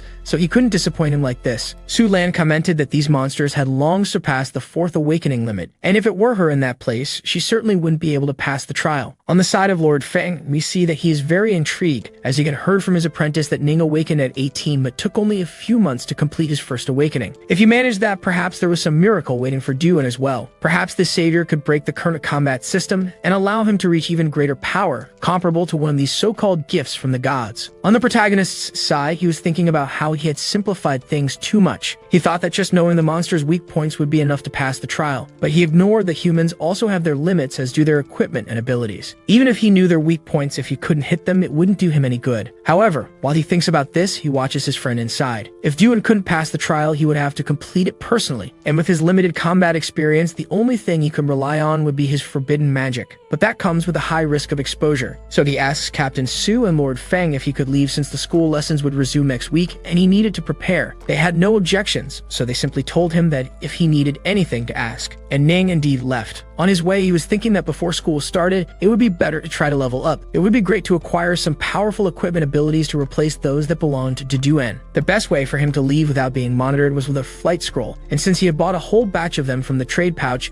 he would be able to use one for a while. That's exactly what he does, taking to the skies and flying like a Super Saiyan character from Dragon Ball. The protagonist, having used the scroll, flies directly to a remote rift, dressed in his casual clothes. This is one of the 2 wild secret realms Duan had mentioned, as it is one of those that isn't under official government control. From what he observes on the ground, it seems there have been some signs of battle, but he doesn't have many options, so he lets it go and proceeds, knowing that the best way to understand it is to see it firsthand. Inside the secret realm, we see that the place looks quite similar to the outside, and here we find a person stepping on a boy with green hair. It's not just one person, but an entire group. One of the people in the group, a large mutant with a huge arm, asks their leader if he saw the flash that occurred a few moments ago, probably from a flight scroll. The group then questions if they had requested reinforcements to try to kill them, but of course it wouldn't matter, as they were only heading to their own deaths. This group consists of 3 people in addition to a small army. Their leader wears a black skull mask with a symbol on his forehead. He comments that the more of them go to that place, the more sacrifices they will make for the great demon Demon King, so this would be much better. Thanks to their actions, the Demon King had already accumulated enough power, and on that very day, he would be resurrected. This band of savages begins to celebrate, and we see that it wasn't just one person, but several who were killed by this group. However, they didn't expect that their communicators were still on, transmitting this conversation to another part of the group.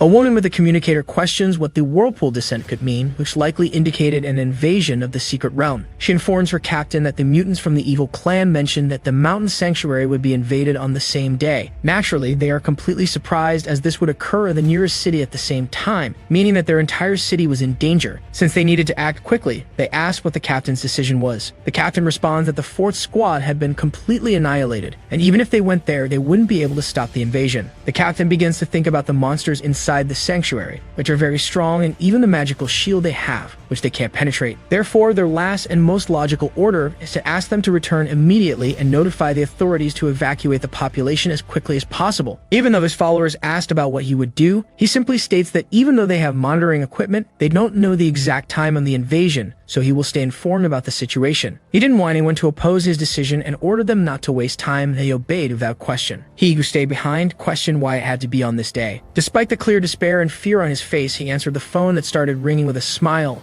informing his daughter that there might be an emergency drill later, but she shouldn't be afraid and just listen to her mother. When she asked where her father was, he simply said that he was working and very busy, so he couldn't talk for much longer. As soon as he hung up, she called again, asking why he hung up when she still had something to say. When he asked what she needed to tell him, she cheerfully said, "Happy birthday." However, as soon as she spoke, a small purple explosion of flames occurred among the trees, and we cut directly to those people fleeing in a truck from the captain's group, wondering how powerful the dark power explosion that happened in the secret realm was, questioning if the invasion had already begun. Even though they were worried about the captain, they didn't stop. Outside at the entrance, the group of followers of the whirlpool begin to boast about the incredible power emanating from within and claim that the Demon King would certainly bless them even more after feeling this. Inside, we see Ning walking calmly among several blue crystals, picking up some books he found. One of these books contained the skill of cold, and thanks to the metamorphosis of his ability, it turned into an extreme cold skill, a forbidden magic that summons a disastrous ice storm. Meanwhile, he realizes that the creatures in this place are granting a lot of experience since he has already reached level 37 and can now learn a new ability. He starts thinking about which one he wants to learn with his usual mischievous look. Hey everyone, did you enjoy this story? I really liked it. If you want to follow the next part, make sure to subscribe to the channel and leave a like. See you in the next story, guys.